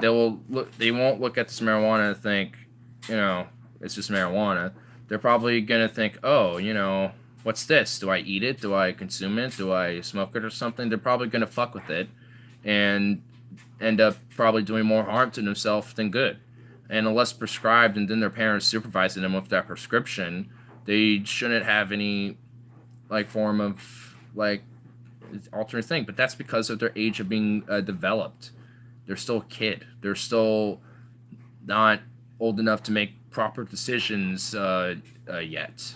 Like, I mean, I could think of so many times as a 12-year-old where I made stupid, retarded, rash decisions as a kid that I would look back at now and think things could have been so, the solution or the outcome to these certain things could have been so much different if I just didn't do it in an immature 12-year-old's not fully developed brained way. So what decides to, and what age is that in? Who decides that? The adult age of the respective area. So 18, 21, 25 or something. I would do it alcohol and marijuana, 21. That seems appropriate, at least for, when it comes to things like acid, especially. I would do it at 21. I don't like this whole, we have, different age limits for all sorts of different things. I'd rather have just a clean slate across the board for most things. But when it comes to these hard things, 21 seems very appropriate. When it comes to shit like alcohol and cigarettes, I would put that either at 20 or 18. Because, let's face it, there are teenagers who are like 16 drinking beers at fucking high school parties. So, like most of them are aware of, what beer does to them at that point. So, they should be at this point, they're mature enough to at least have just a beer or two after work or some shit. Most people do anyway. I just fucking did, So, and I know people have done this even after high school. So it's just like, or even during high school. So, effects on persons. It's more on just, I guess. I mean, drugs affect people in different ways. So, yeah, I'm not really going on the effect on a person because there's different types of drugs that have different effects on different type of people. Like marijuana doesn't affect people the same way. Some people act really retarded. Some people just go in deep thought. Some people are just blank out and just chill. Some people are just, have focus. Some people get paranoid and freak out. And that same can be applied to essentially just any other drug. Like, for example, when I took acid, I obviously didn't have that big of an amount. I only had like a tab and a half at most. And while my friends were having a pretty decent trip for what they were experiencing, I only kind of had a heightened in my senses, really. Just like visual, audio, and in taste. Like, that's all I really... Whoa. Kitties. But those are the only, noticeable differences, really. And they were just heightened of just what I already was aware of, really. So, again, it just affects different people in different ways. And it didn't have acid didn't have any negative effect on me at all. If anything, I would probably say I've gotten to be more creative and more, a lot better at guitar or at least the bass, though that also comes with practicing, which is another factor, of course. But, I've just noticed, slight, subtle differences, from doing it. And yes, it is mind altering, but that there's nothing inherently wrong with that. People alter their state of minds even without drugs, and people can alter their state of mind just, based on just a discussion or having a talk with somebody. So, there's nothing wrong with that, really. Now, if someone abuses it, yeah, they should, get help and treatment. That's not what I'm against, or that's not what I'm, advocating. Like, people should just get fucked up. People should be responsible and actually, actually take them safely and stuff. But if people are doing them in an abusive manner and shit, then get them treatment. Like, there's nothing wrong with that. That, like, if someone's having problems, like, because we have different programs for alcoholism, for example, same could be applied with anything else. So developed 2016. Well, for some places it is 16, and I wouldn't put that young myself. Like, the minimal I would do is 18. That seems the most logical. And I guess the most reasonable for across the board with like everything, if it was to be, would probably be like 20, just across the board for just most things. But it just like age limit, like for like in different places around the world, 15 is the minimum age. So like, it just depends on where you're at. Now I kind of just do it that way too. If a place feels like the minimum age for a certain substance, they feel like it should be lower than other places, then what's stopping them? Like, if like, for example, like when Oregon passes mushrooms, if the populace agrees that a 20-year-old age limit's better than like a 21-year-old or a 25-year-old or something like that, then why shouldn't their more popular view, like, of the people in their community, like, be put in the policy, essentially?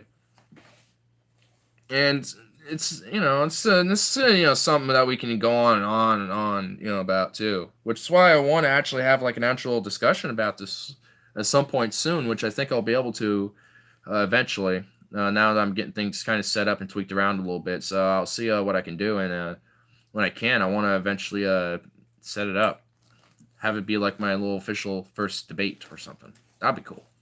So hopefully we can do that soon at some point. I don't know when, but when I can eventually get something scheduled out, then I'll talk with you and Carl and see if we can work something out too. Get all 4 of us together. Either do it via Discord or Skype. Probably Skype because Stefan, I don't think, has Discord. Though, Stefan, if you're listening to this, get Discord.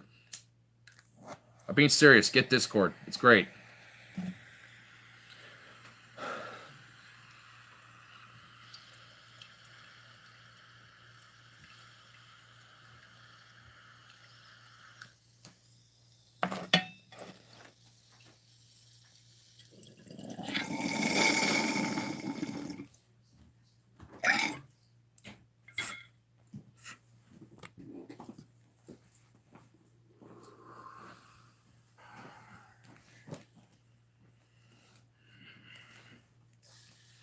Thought free money. As long as someone set an age platform, I can just buy both. Because you still have the freedom to drink, you just can't do it at a certain age due to specific reasons. Like drinking at an underage has a major detriment to the brain and also to the liver too, to someone at a very young age. Now, when you're developed as an adult, it doesn't have a negative effect unless you're over drinking and become an alcoholic or something. Now, just again, the same applies for drugs and stuff. Like age limits isn't taking freedoms away necessarily. It's essentially implying a restriction for people who would pose a risk to themselves or to others taking those substances. Same could be implied with like the whole gun debate that that pops up in our streams again from time to time. Like, while I don't have I think there should be an age limit for buying a gun too. And there is, and at least in most states there is, as far as I know. And I think that should just be a national standard. And for something like that, I would probably say 18 or 15 for like a student, someone in training to get a license or a concealed weapons permit or something like that at like 15 or something like that. So like that doesn't take away someone's freedom to buy a gun in that instance. It's just that because we shouldn't have a fucking 3-year-old have a gun or someone who's like 8, because they could potentially shoot themselves or shoot their friend or shoot someone else or like their parents or something, and that would just be negligence, like gross negligence on the parents' part of that case. So I thought there needs to come to age where when they're old enough to at least kind of get about the safety of firearms and learn about it, then they should be allowed. And there are kids who are young, who are like 8 or 11, who are just fine and are very responsible with firearms because they've grown up around them too and whatever. And there's cases like that, and that's fine. I don't mind making rare exceptions if you can prove the case, that your child is actually responsible and you want their first firearm to go hunting, with or something, with you or something like that. But in that case, I would at least have it under your name until that child goes over the age, and a certain age, then the ownership goes to them. So, I mean, there's different ways, to implement these regulations where they ain't taking away freedoms. So, I mean, if that's very dispute. I mean, I know it kind of digressed into the guns on that argument, but I mean the same could be applied though. So, I feel current laws are enforced. Well, they're definitely not.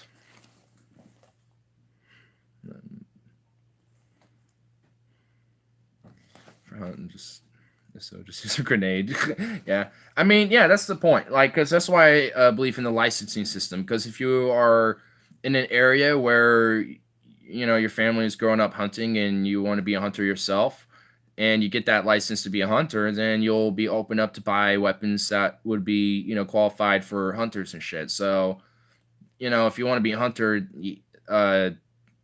so let's say you want like a Kalashnikov or whatever, and most of them in the U.S. are semi-auto anyway. They're not fully automatic, but you can make them fully automatic if you want to, and some are. I mean, in some states they allow fully automatics, and I would too, because with with a licensing system, like if you want that, well, you can't get that as a hunter. You don't need an automatic weapon as a hunter, or even in a safety permit case. Now, for like collectors or in a higher grade permit or a license for that case, sure. Like I wouldn't know how to name them specifically, but but you get the idea and the gist. You get the safety permit, like hunter, collectors, go up the higher of the grade and licensing, and it gets stricter as you go up. I mean, I've always went through that whole thing, but I mean, back to the whole but to kind of bring around the full circle with the whole justifying for both on the the freedom argument and the age platform. I mean, it doesn't take away the freedoms of it. It just it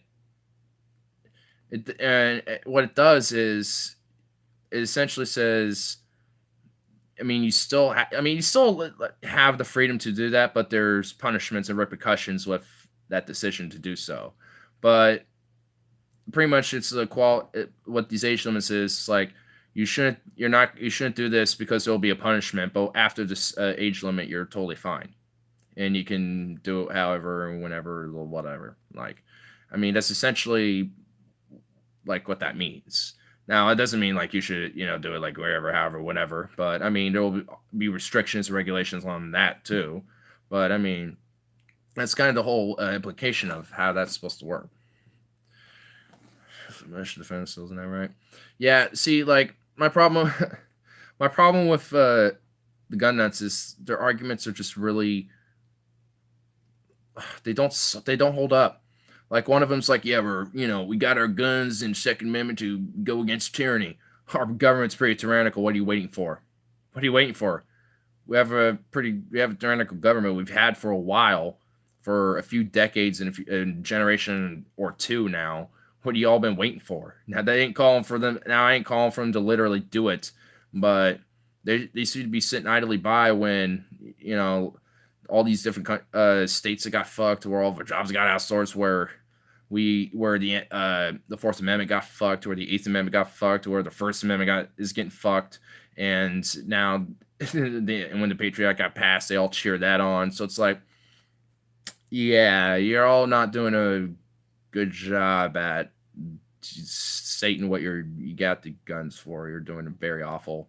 Seems like you're only against tyranny if it's not American, pretty much, or American exceptionalism, which again, the arguments don't hold up. Now, if they had actual hey, I want my guns because we go hunting, or I just collect them, or I have a few to defend my property and my home and my family, and we got this gun safe or whatever. Like if they have actual arguments and actual reasons as to why they have, or at least they can make them up first, besides these wishy-washy feely arguments that a lot of them make, then that'd be one thing. And, it's not even that I'm against them.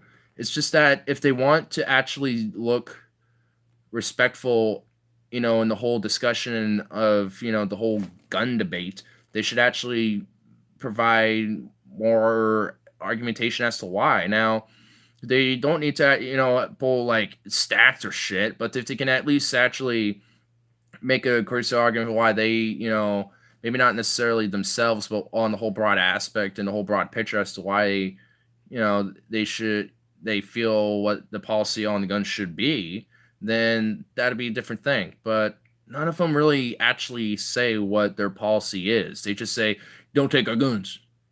What does that mean? Is that a free-for-all? Like, can we buy any gun we want and like anything? So I could buy like a 50 caliber machine gun or something like that? Or can I buy an RPG?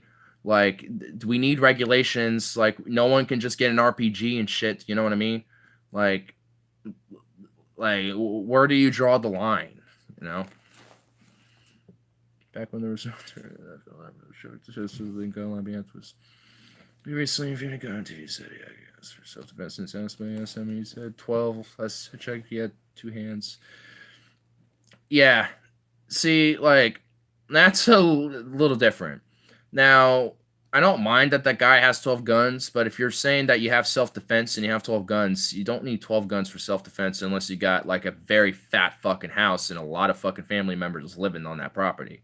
Like, unless you have like a small division worth or like a large squad worth of people with you and 12 other arms, to back you up in this home defense, you don't need that many. Like at most, one person should have like two, a sidearm and then maybe a long rifle at most, if they're doing for self-defense. And maybe like a long rifle or maybe like shotgun or something. Literally the maximum would be like 3 in my book. But beyond that, one person doesn't need that many. Like, unless you again want to be a collector or just appreciate guns or something, you just like them. Like, I'm kind of under that, that's, and I think, there's ways for responsible people and responsible average Joe people who would be gun owners to actually still get, gun that they want, or, if they want to acquire it. It's just that adding a few extra steps to make sure that people who would otherwise be a threat with those guns, that shouldn't be like, if that's a problem to you, then maybe you probably shouldn't have need a gun. Because if just making sure that somebody who may pose a threat doesn't get one, even though you think you should have one, and yet you're pissed about the fact that there's a system in place to make sure that if someone who may be a threat, to themselves or to others for whatever reason, can't get a gun, like maybe it's because it's making sure people like you don't get it, because that's because no one should be against that. Like if you're like, I'm not for banning any firearm or any accessory to them either, really. Like I'm just in favor of just basic regulations and that are strict, that go into criminal and mental checks in a very strict manner and is sufficient, that shouldn't take too long. Like there's so many different loopholes in our current system that there needs to be a national federal standard that needs to be strictly followed. Like, I mean, but there isn't. Again, I guess it gets to it's used 2 minutes, Second Amendment thing kind of situations. Yeah, I do agree with that. That's another problem. Like, they think another big argument that they make is Second Amendment.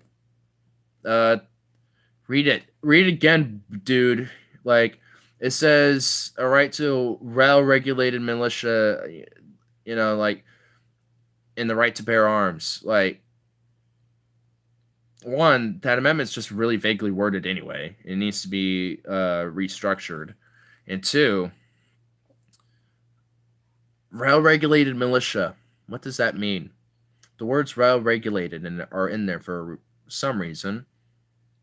I would probably assume that if there's people who probably pose a threat, or maybe weapons that would be overly like harmful, like RPGs, at least in this current state, like I don't know. Seems like that is a key point in the Second Amendment. Like, there are, like, that argument falls on its face literally, like, right before they even make it, because it says it right in the amendment. Like, unless you got some mental gymnastic rebuttal against that, I'd kind of like to see it. There shouldn't be able to make rules here. I miss by so much.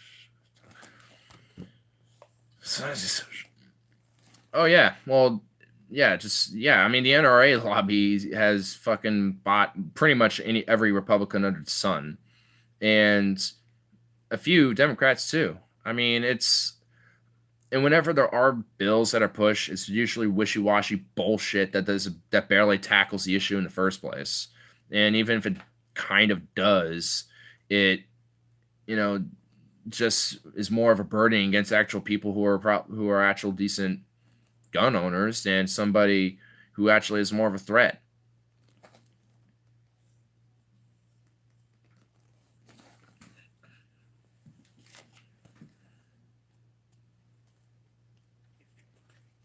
Yeah.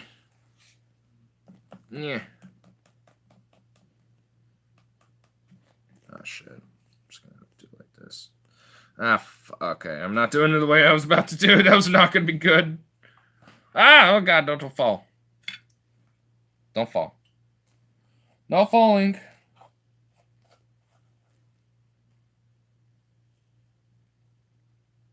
It's just so quiet as fuck in here, dude.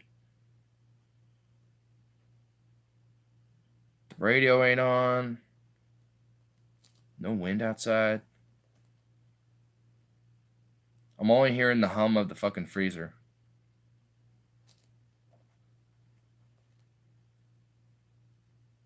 Jeez. Imagine literally having no one. Man, you know what? I cannot imagine being deaf, dude.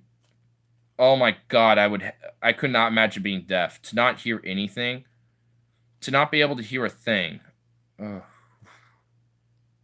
I shuddered at that. I got goosebumps at that thought.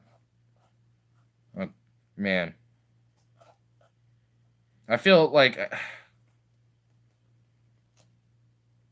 How do you, like, conceptualize sound to someone who's deaf? It's like trying to conceptualize visuals to a blind guy who's always been blind and has never seen visuals in their life. Like... Man...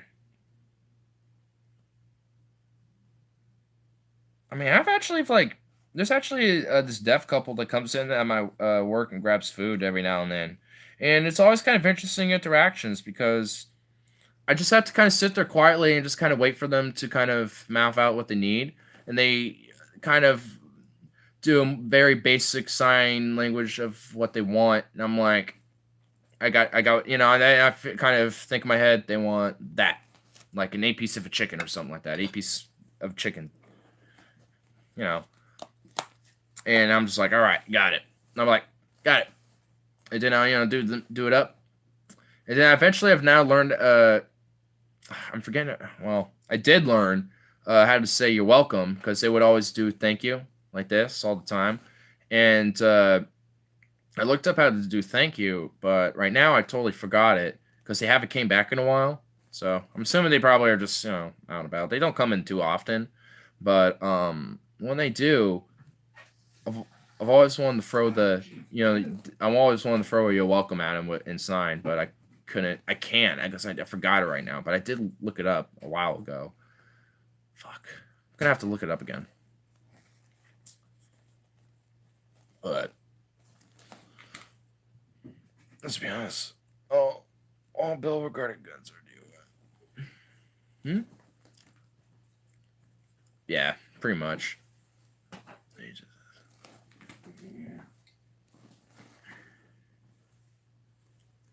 You know what I noticed lately? You cannot get a fucking real Italian looking. There's never much meat, and now at deli I go to guess they never charge for what they call double meat. Oh my god. Wow. Seems like the only place you can get a real Italian hoagie is Italy.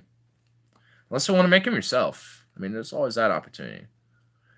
I always love making sandwiches for myself, personally, but, it's not too hard.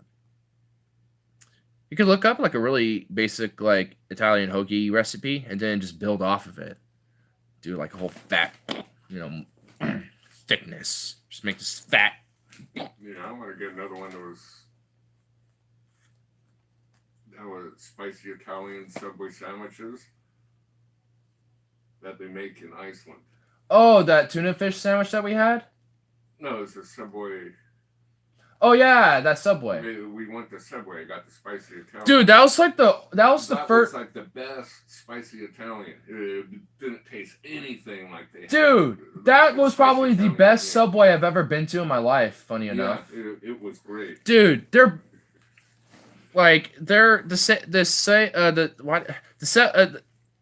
Subway over in Iceland is amazing. Amazing. To quote Jesse Lee Peterson, amazing. But yeah, that was the best Subway. Oh, yeah.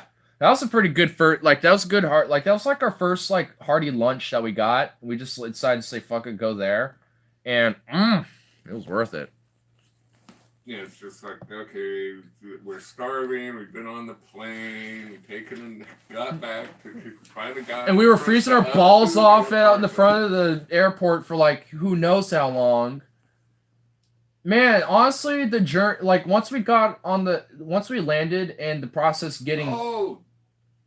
You stole the chips. Yeah, I had salsa out here, but I don't know where it went. I think it's in the fridge. Krista was wanting some chips earlier. I gave her a muffin. I'm not sure if those were yours and Robert's, but you had to sacrifice a muffin to Krista. Well, luckily it ain't mine, so. You have to expect that. She really doesn't need chips though, or. Well, she thinks we don't have any chips. I gave her some Fritos. Well, good. Just, we need to make her think we don't have any of these things she wants. Yeah, I got another thing. Need to like force feed her fucking fruit if it's the last thing we do. Damn it. Fruit, vegetables, cheeses, and meats. Go keto.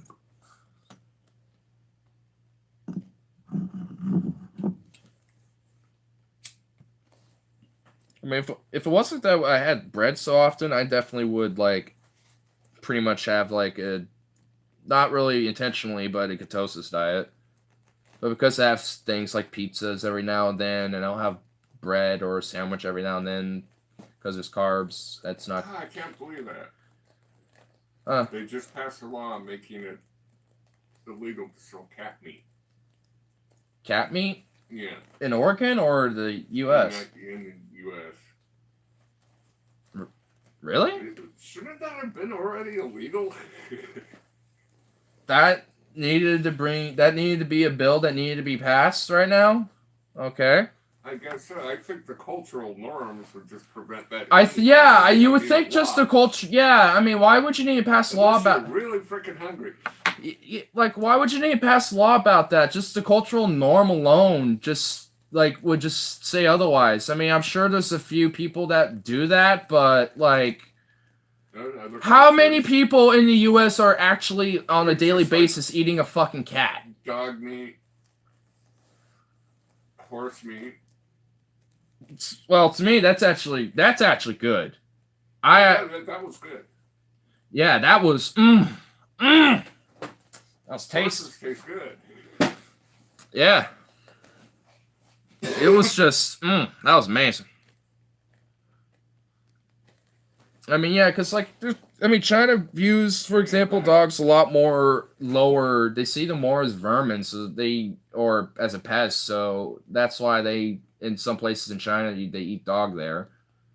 I mean, they literally ban certain breeds and have like, and you literally can't have any dog out without a leash. And like, if you don't, like you're gonna be fined, and people like have literally attacked and stray dogs and shit. People have it's pretty fucked up. They did this shit recently. Like for farm animals.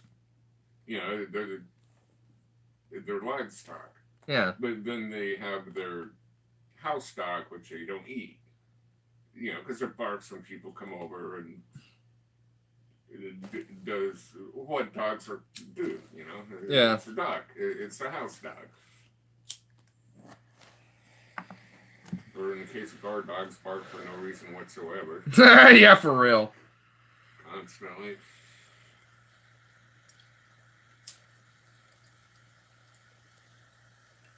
And it must get like a cat walking by outside or something like that and go off. Or some noise. Take a pee in the middle of the night.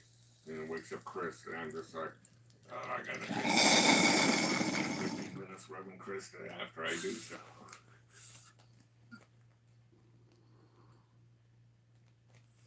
So go in there, take a pee, the dogs will start yapping. Yeah, like I'll walk in my room and they'll just go off. Want to get rubbed.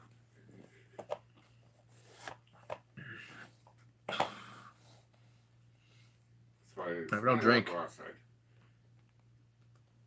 Fucking, I don't drink. There goes the cat meat. Yep. No more cat meat, guys.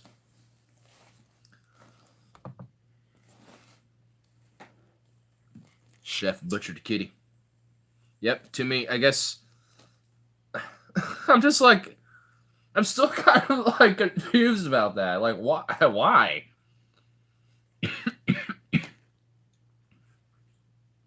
Just in case you get any ideas, it's now illegal. Well, I never had any ideas in the first place.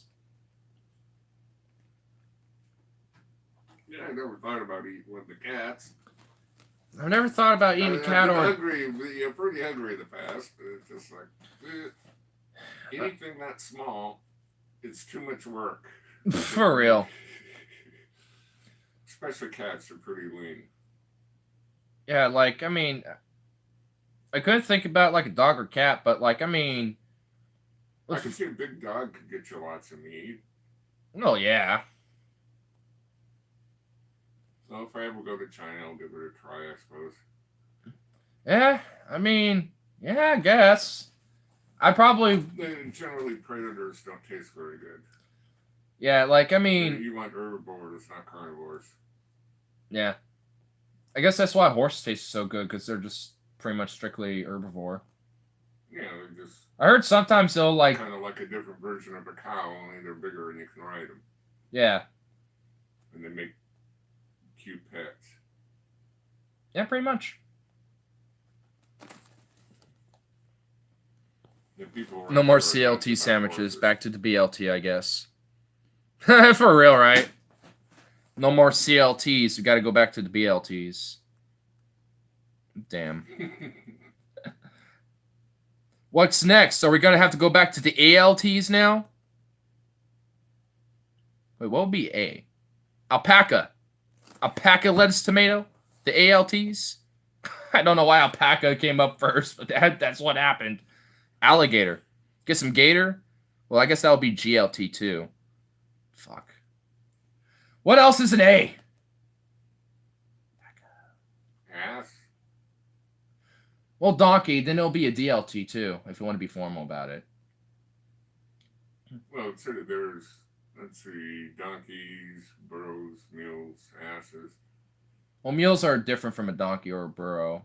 Because burro's just Hispanic for donkey. One's the, you have to have like a... Like the mule is a mix between a horse and a female donkey. I thought I could go either way. Or mule. Because mules are sterile. One of them, you breed a male horse with a female donkey, and you get a mule. I think, or vice versa, or a female horse with a male donkey. Well, yeah, I thought for them it worked either way. But it's different depending on which one's the male and which one's the female. Oh, yeah. Yeah, so you have 4 different pack animals. Antelope. The ALT. The antelope. Yeah, antelopes too. Antelope. Oh. Best sausage and jerky ever. Antelope? Really? Yeah. The meat tastes like sagebrush, but it's sagebrush? What the fuck? We could trick the vegans, make it think it's a sagebrush like supplement. Up for dog food, you know, so you had a big chunk of meat with a good bone on it, you know, for the dogs. And then, you know, hopefully you can get a good rack or something. But I wonder if it was an ALT right or an ALT. Jerky, it makes like the best jerky and incredible sausage. Deer makes incredible sausage too. Ooh. Summer sausage, Thuringer. But both those two make great sausage. But as far as now, deer steaks are good, but antelope steaks just kind of meh. It tastes like chewing on sagebrush. we could convince the vegans that it's a sagebrush supplement and give them meat.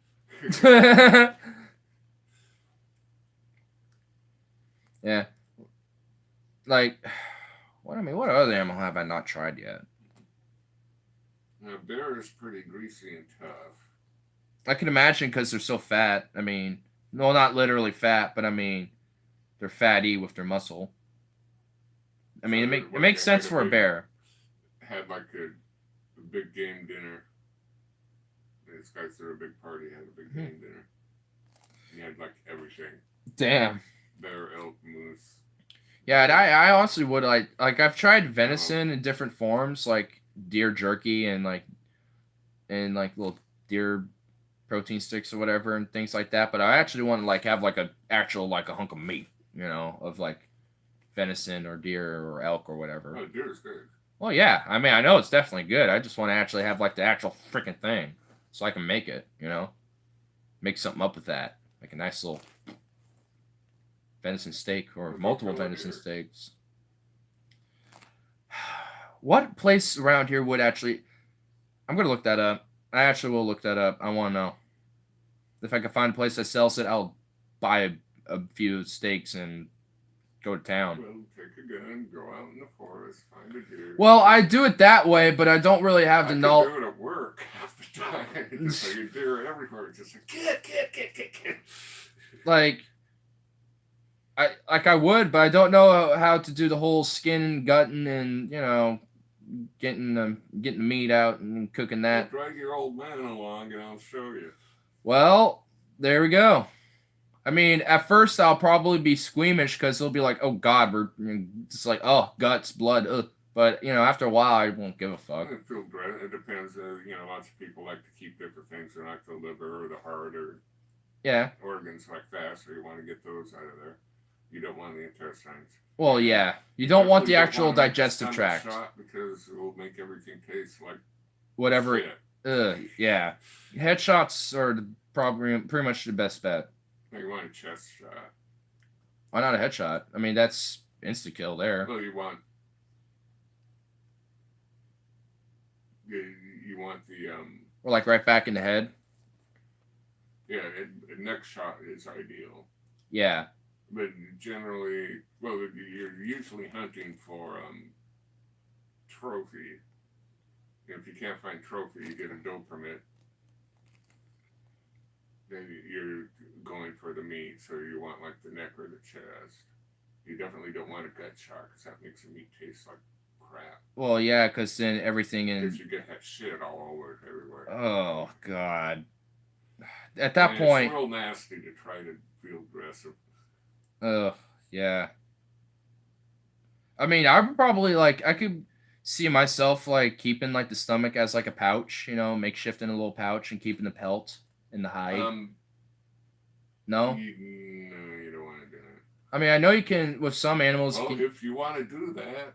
I mean, I know you can with certain animals. You can actually make their stomach essentially like a pouch. Yeah, the problem is what's in the stomach. Well, yeah, you want to empty it. That's there's a process to making sure that you can make it into it. You want to do that? Don't do it around me. Well, I'm not. No, you know what? Nah, never mind. Never mind. The smell will make me puke. Well, trust me, I know. I imagine you know this. I imagine you know this. Yeah, I'm just funny. I always hate being dressing.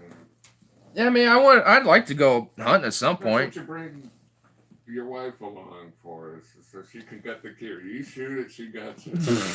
Yeah. I'm hungry now, damn it. I take it back, and now I'm not hungry. Oh, you're not hungry? You don't want to gut and kill harvest your own animal? Now any vegans who watch me are now extremely pissed off at me.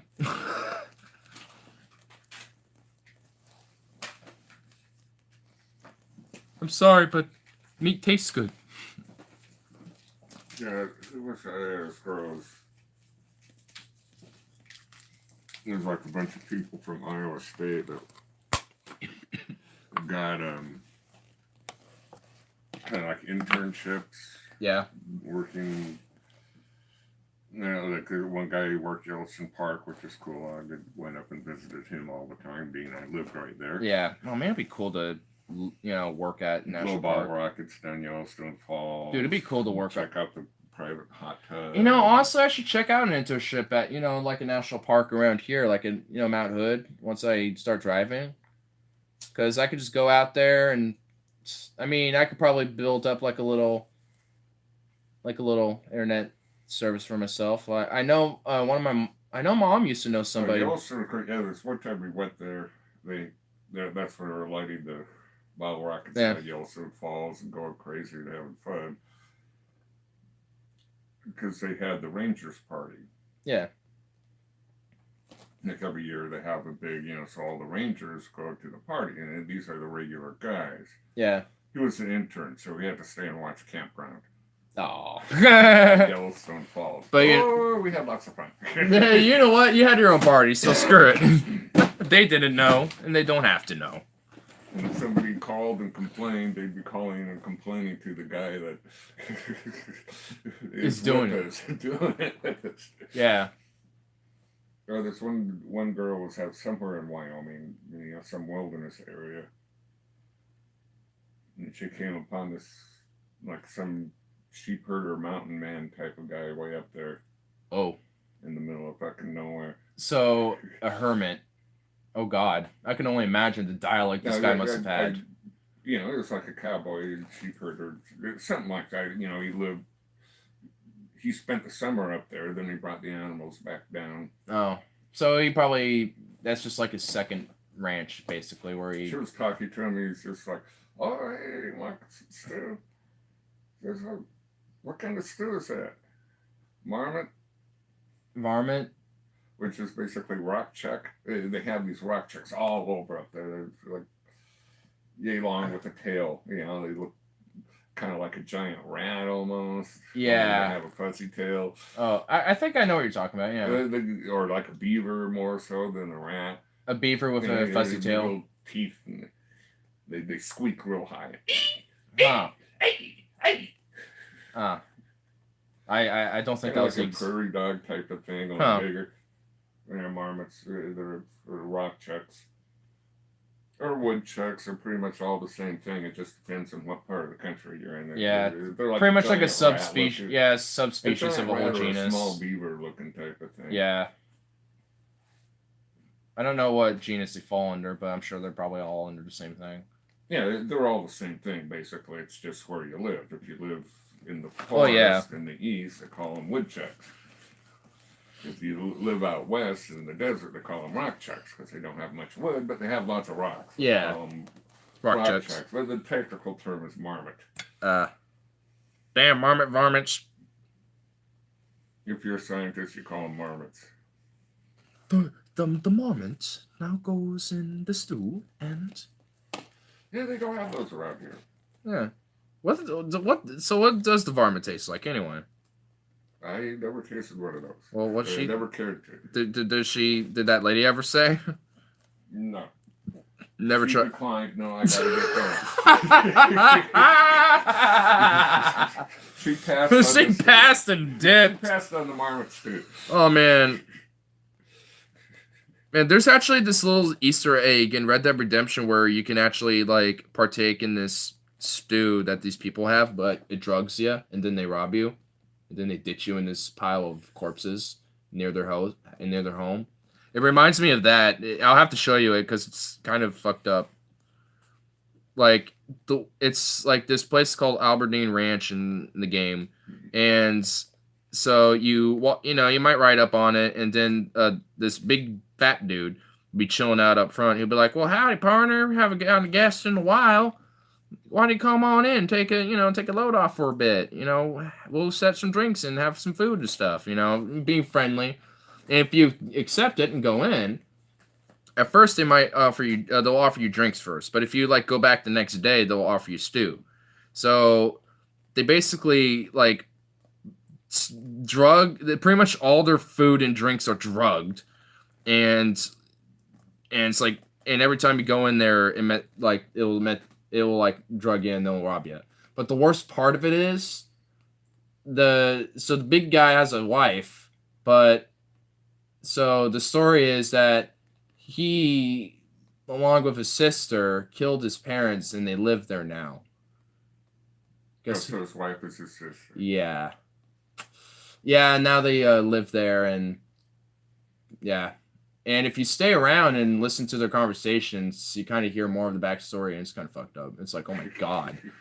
These guys are a little psycho. like they went. I mean, that's not even like the only cutscene of or a little Easter egg of just some crazy shit. There's like a Viking ruin too, and also there's this lady. There's this flying machine you could find. I think out in the western part of the map where this lady is dead. Rotting away, just a skeleton at this point. But you can find her, and it looks like she had a flying machine, and you can overlook, and there's a big fat cliffside where you can tell she jumped off of with this thing, and it just crashed and hit the ground, and she died in it. But it's just you can find something like that. There's also what else? If your father and your grandfather are the same person, you might be a redneck. Oh, speaking of which, there is a time traveler type of thing. You can actually find this guy in front of this house who's a time traveler, and you have to go around the map and find these like engravings that are all futuristic looking. And when you find all of them and go back, it's a weird time shift thing. And you go inside, and then this wife comes in, and you're like, "Hey, I'm looking for this guy. Are you his wife?" And he's like, "No, but that's my son." And then the characters are like looking at the kid like, "Wait, what the fuck?" Because when you started the quest, the kid was all grown up and talking in a 20s accent, like, "Hey there, sport," like, "What are you doing there, sonny?" Stuff like that. Like he was talking in that type of accent, kind of weirdly lost, and you're like looking at him weird, like, okay, this is weird. But when you go back in there, it's weird. But it's cool. That's just another random little Easter egg you can find. This is another one where you can find this widow whose husband just died because they just decided to go off and live in the woods and self-sustain themselves.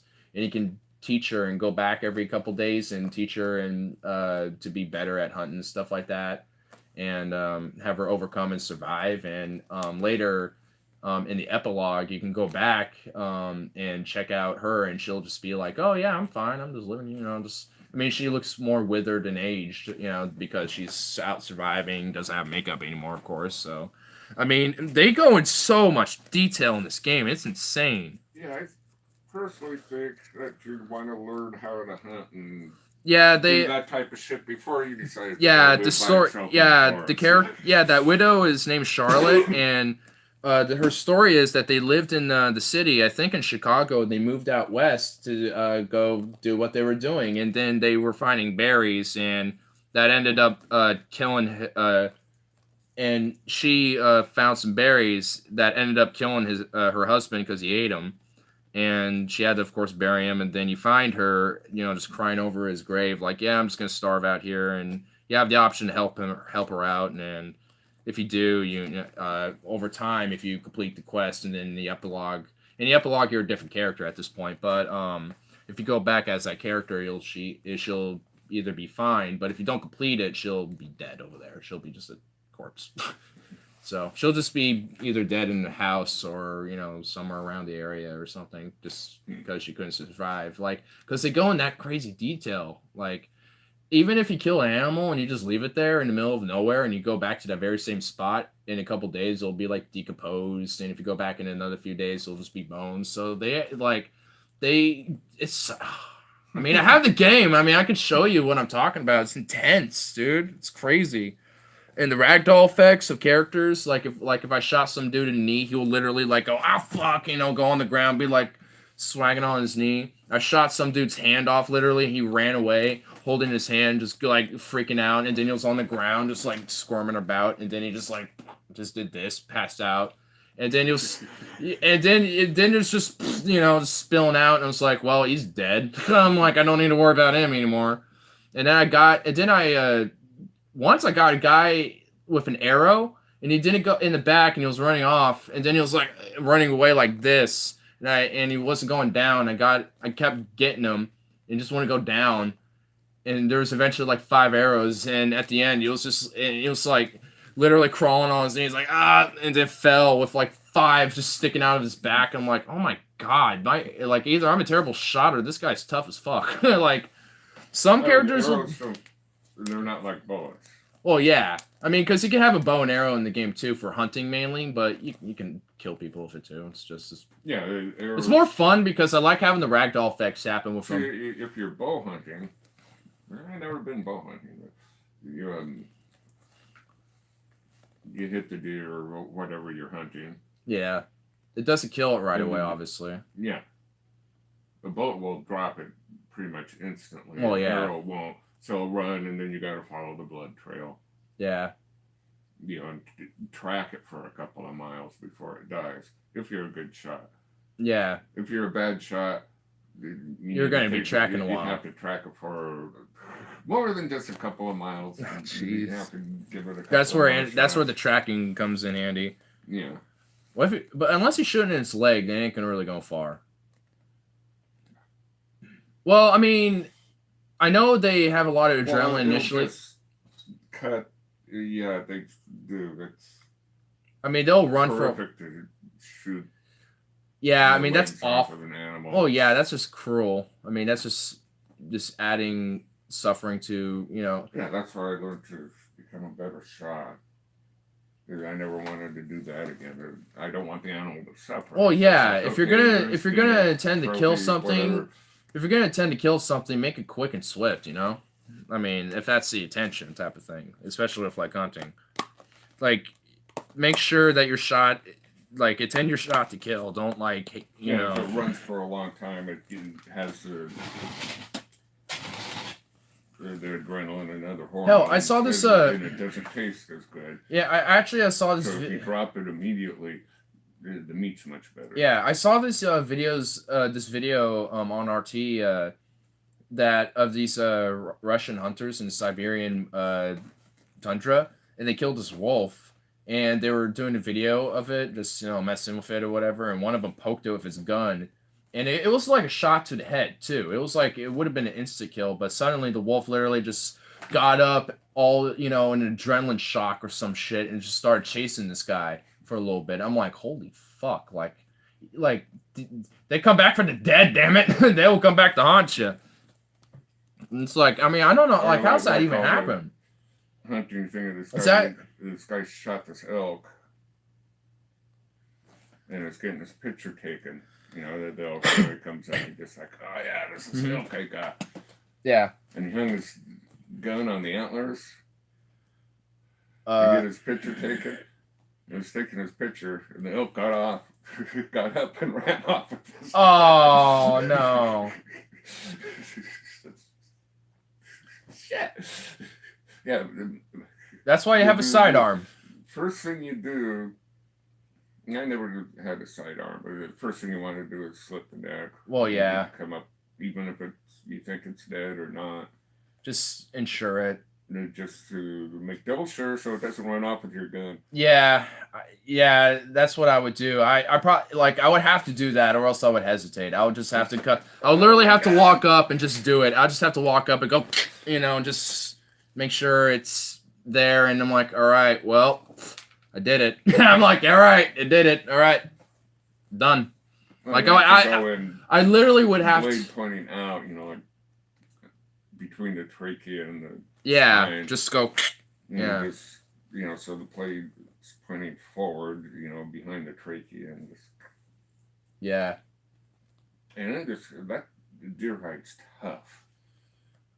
It so sounds like, or any animal hide is pretty tough. Well, yeah, I mean, it needs to. Well, it doesn't have the luxury of this. So, I mean, I imagine them being very thick, to endure harsh conditions. I mean, yeah, fur. Yeah. Thick hide and lots of fur. It's hard to cut through. Oh yeah. So I just have to be like, gah! Instead of just. I mean, I have two knives that would work perfect for that type of scenario. I have that, the one that Matt gave me, and then the one Brandon had. So, I have two that would work just as well. Yeah, one better than the other. The blade about yay, nice handle on it. Well, the one that Matt gave me is handles like yay, but blade's and Brandon's is a little smaller, but.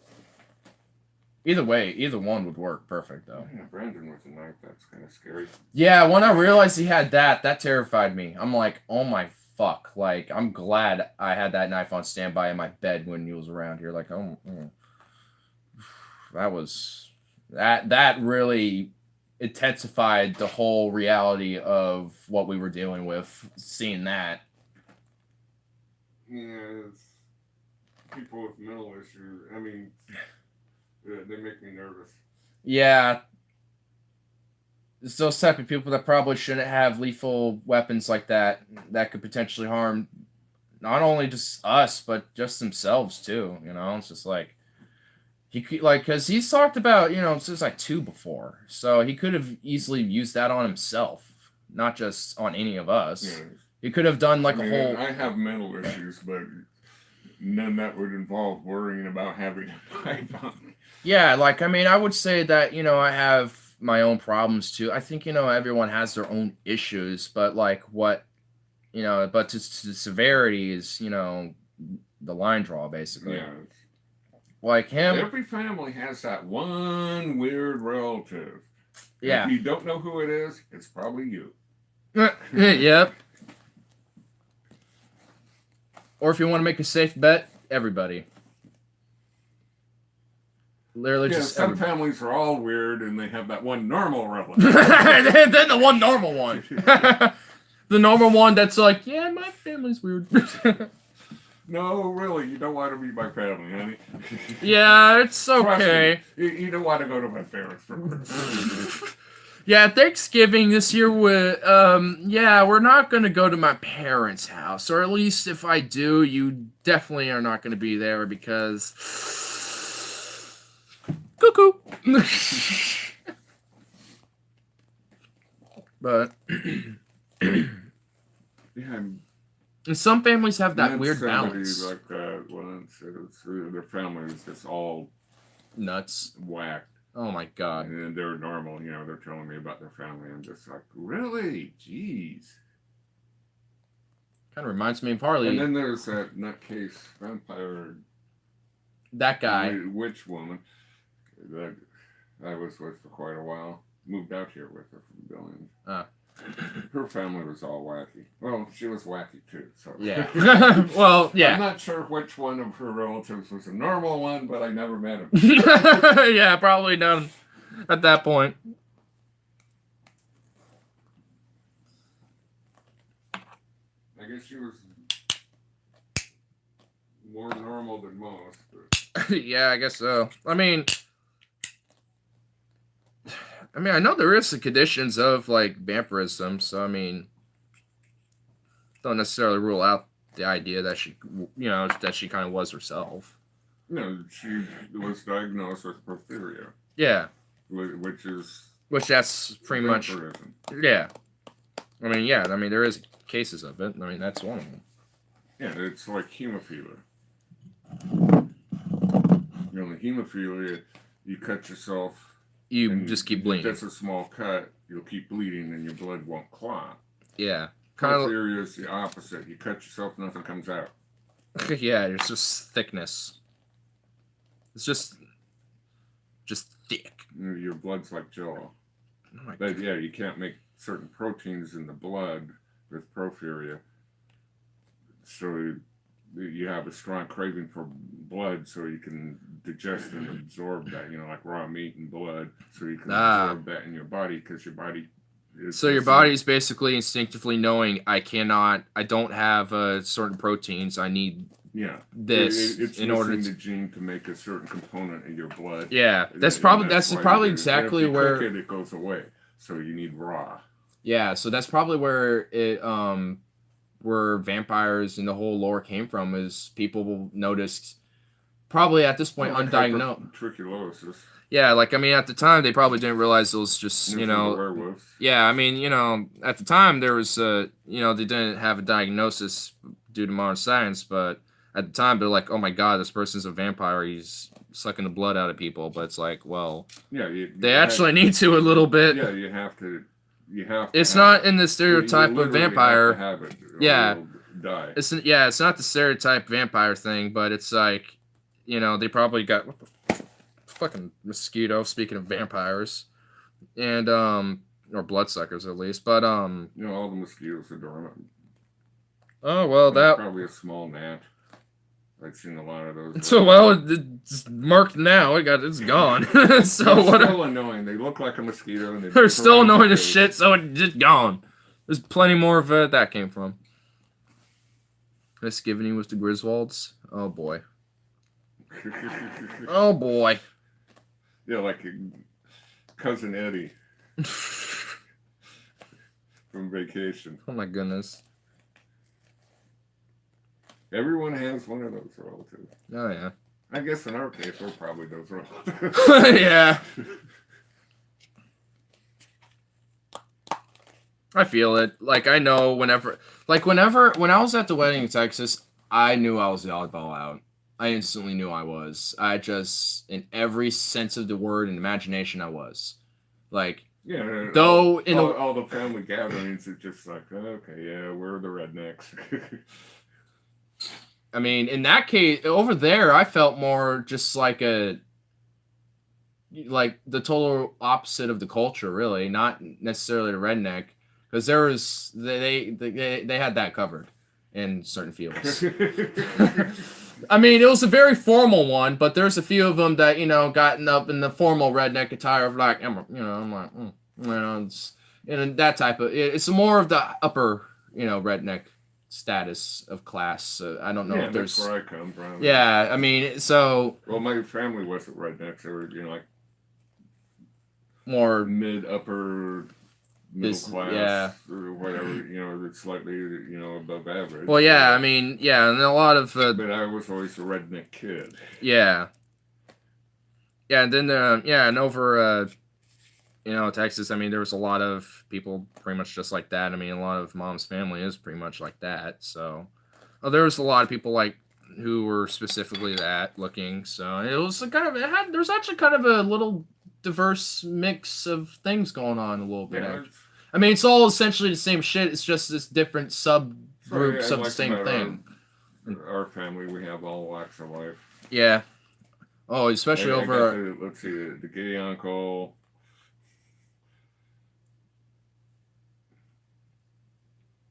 Most come from Iowa Farm. Both mom and dad came from Iowa farms. Mom was raised on a farm. Yeah. Yeah, my mom. It'd be cool to go see the old farm again. Had lots of fun there.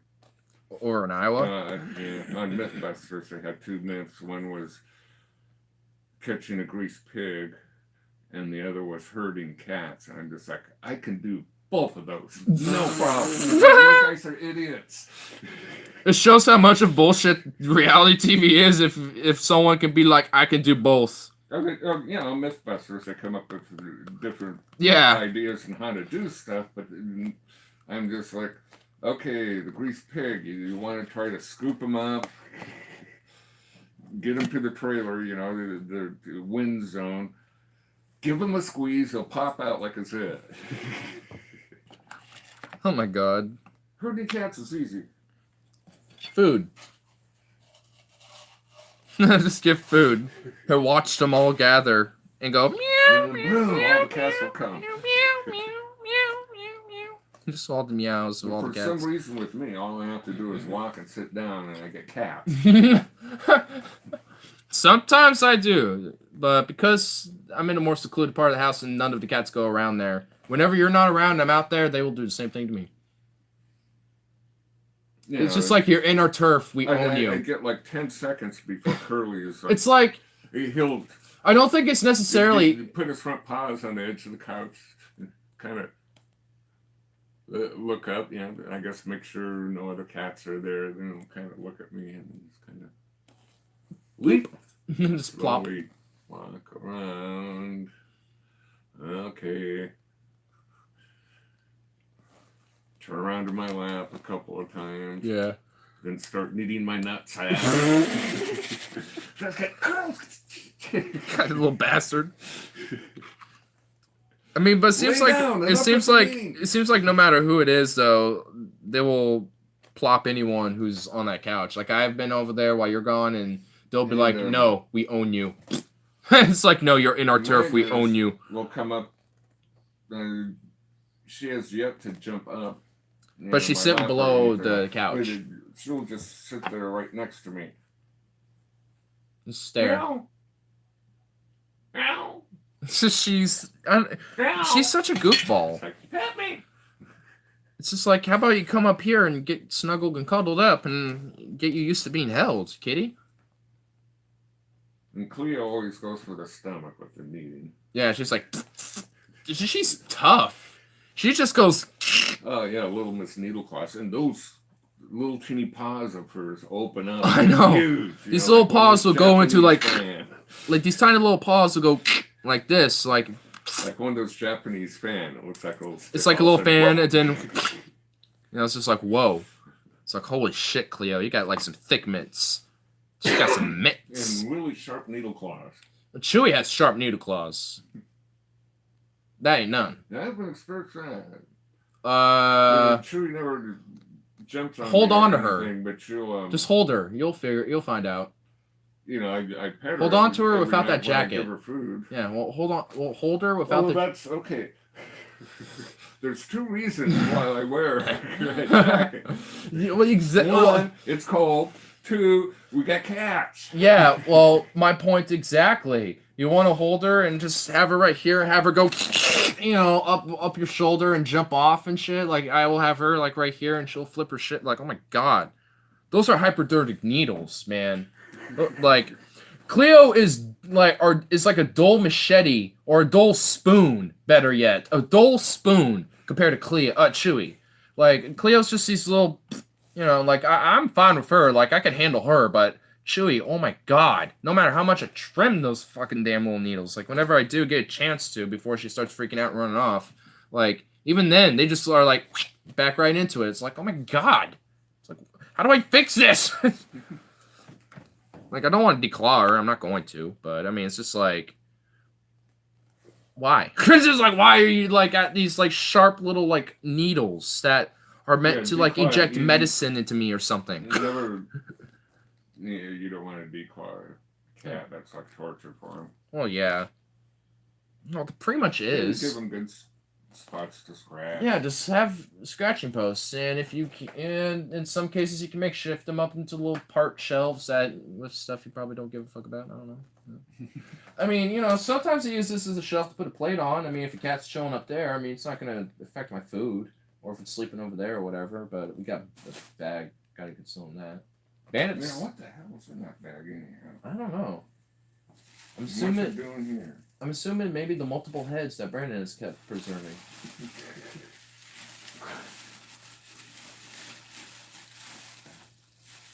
A bunch of shoes.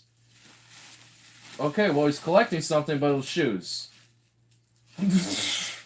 Oh, this is Christmas. Take these shoes to Goodwill. Oh, it's Goodwill bag? Goodwill's not going to take them.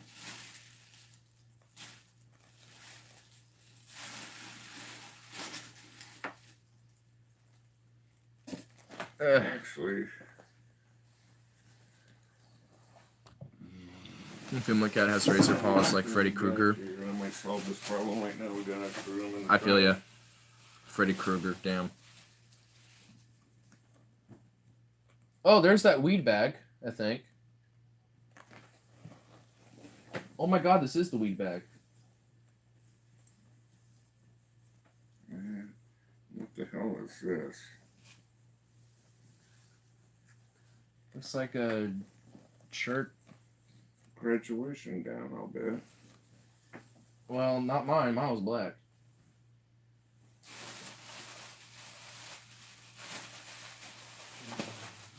Oh my god, what the hell is this thing? What is that? I don't know. Oh, it's plastic. It's a fake cabbage. It's a fake cabbage. We were so concerned over a fake cabbage. Look at this thing. Thank God that's fake. Oh my god, we were so concerned.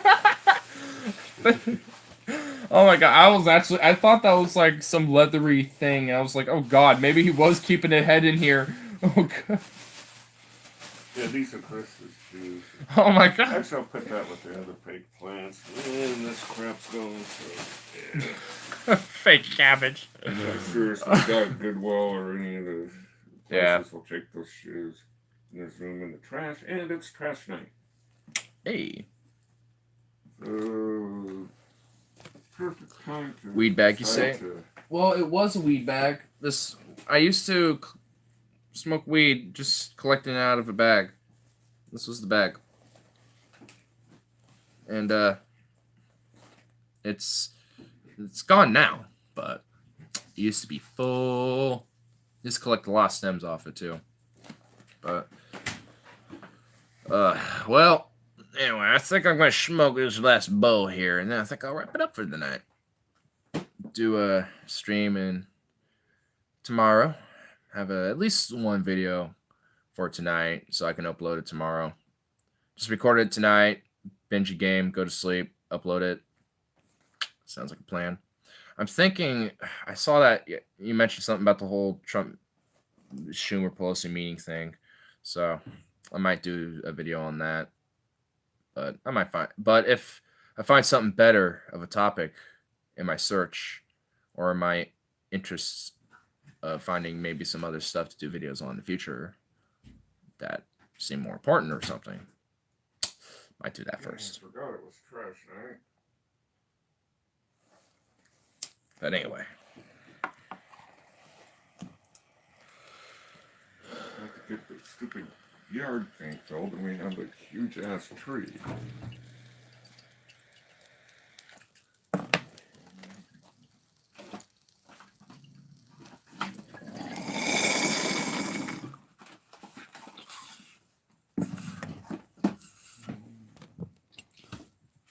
Robert's been borrowing my slugs again. There's such a good material of politics. Yep. Oh, yeah. This always is.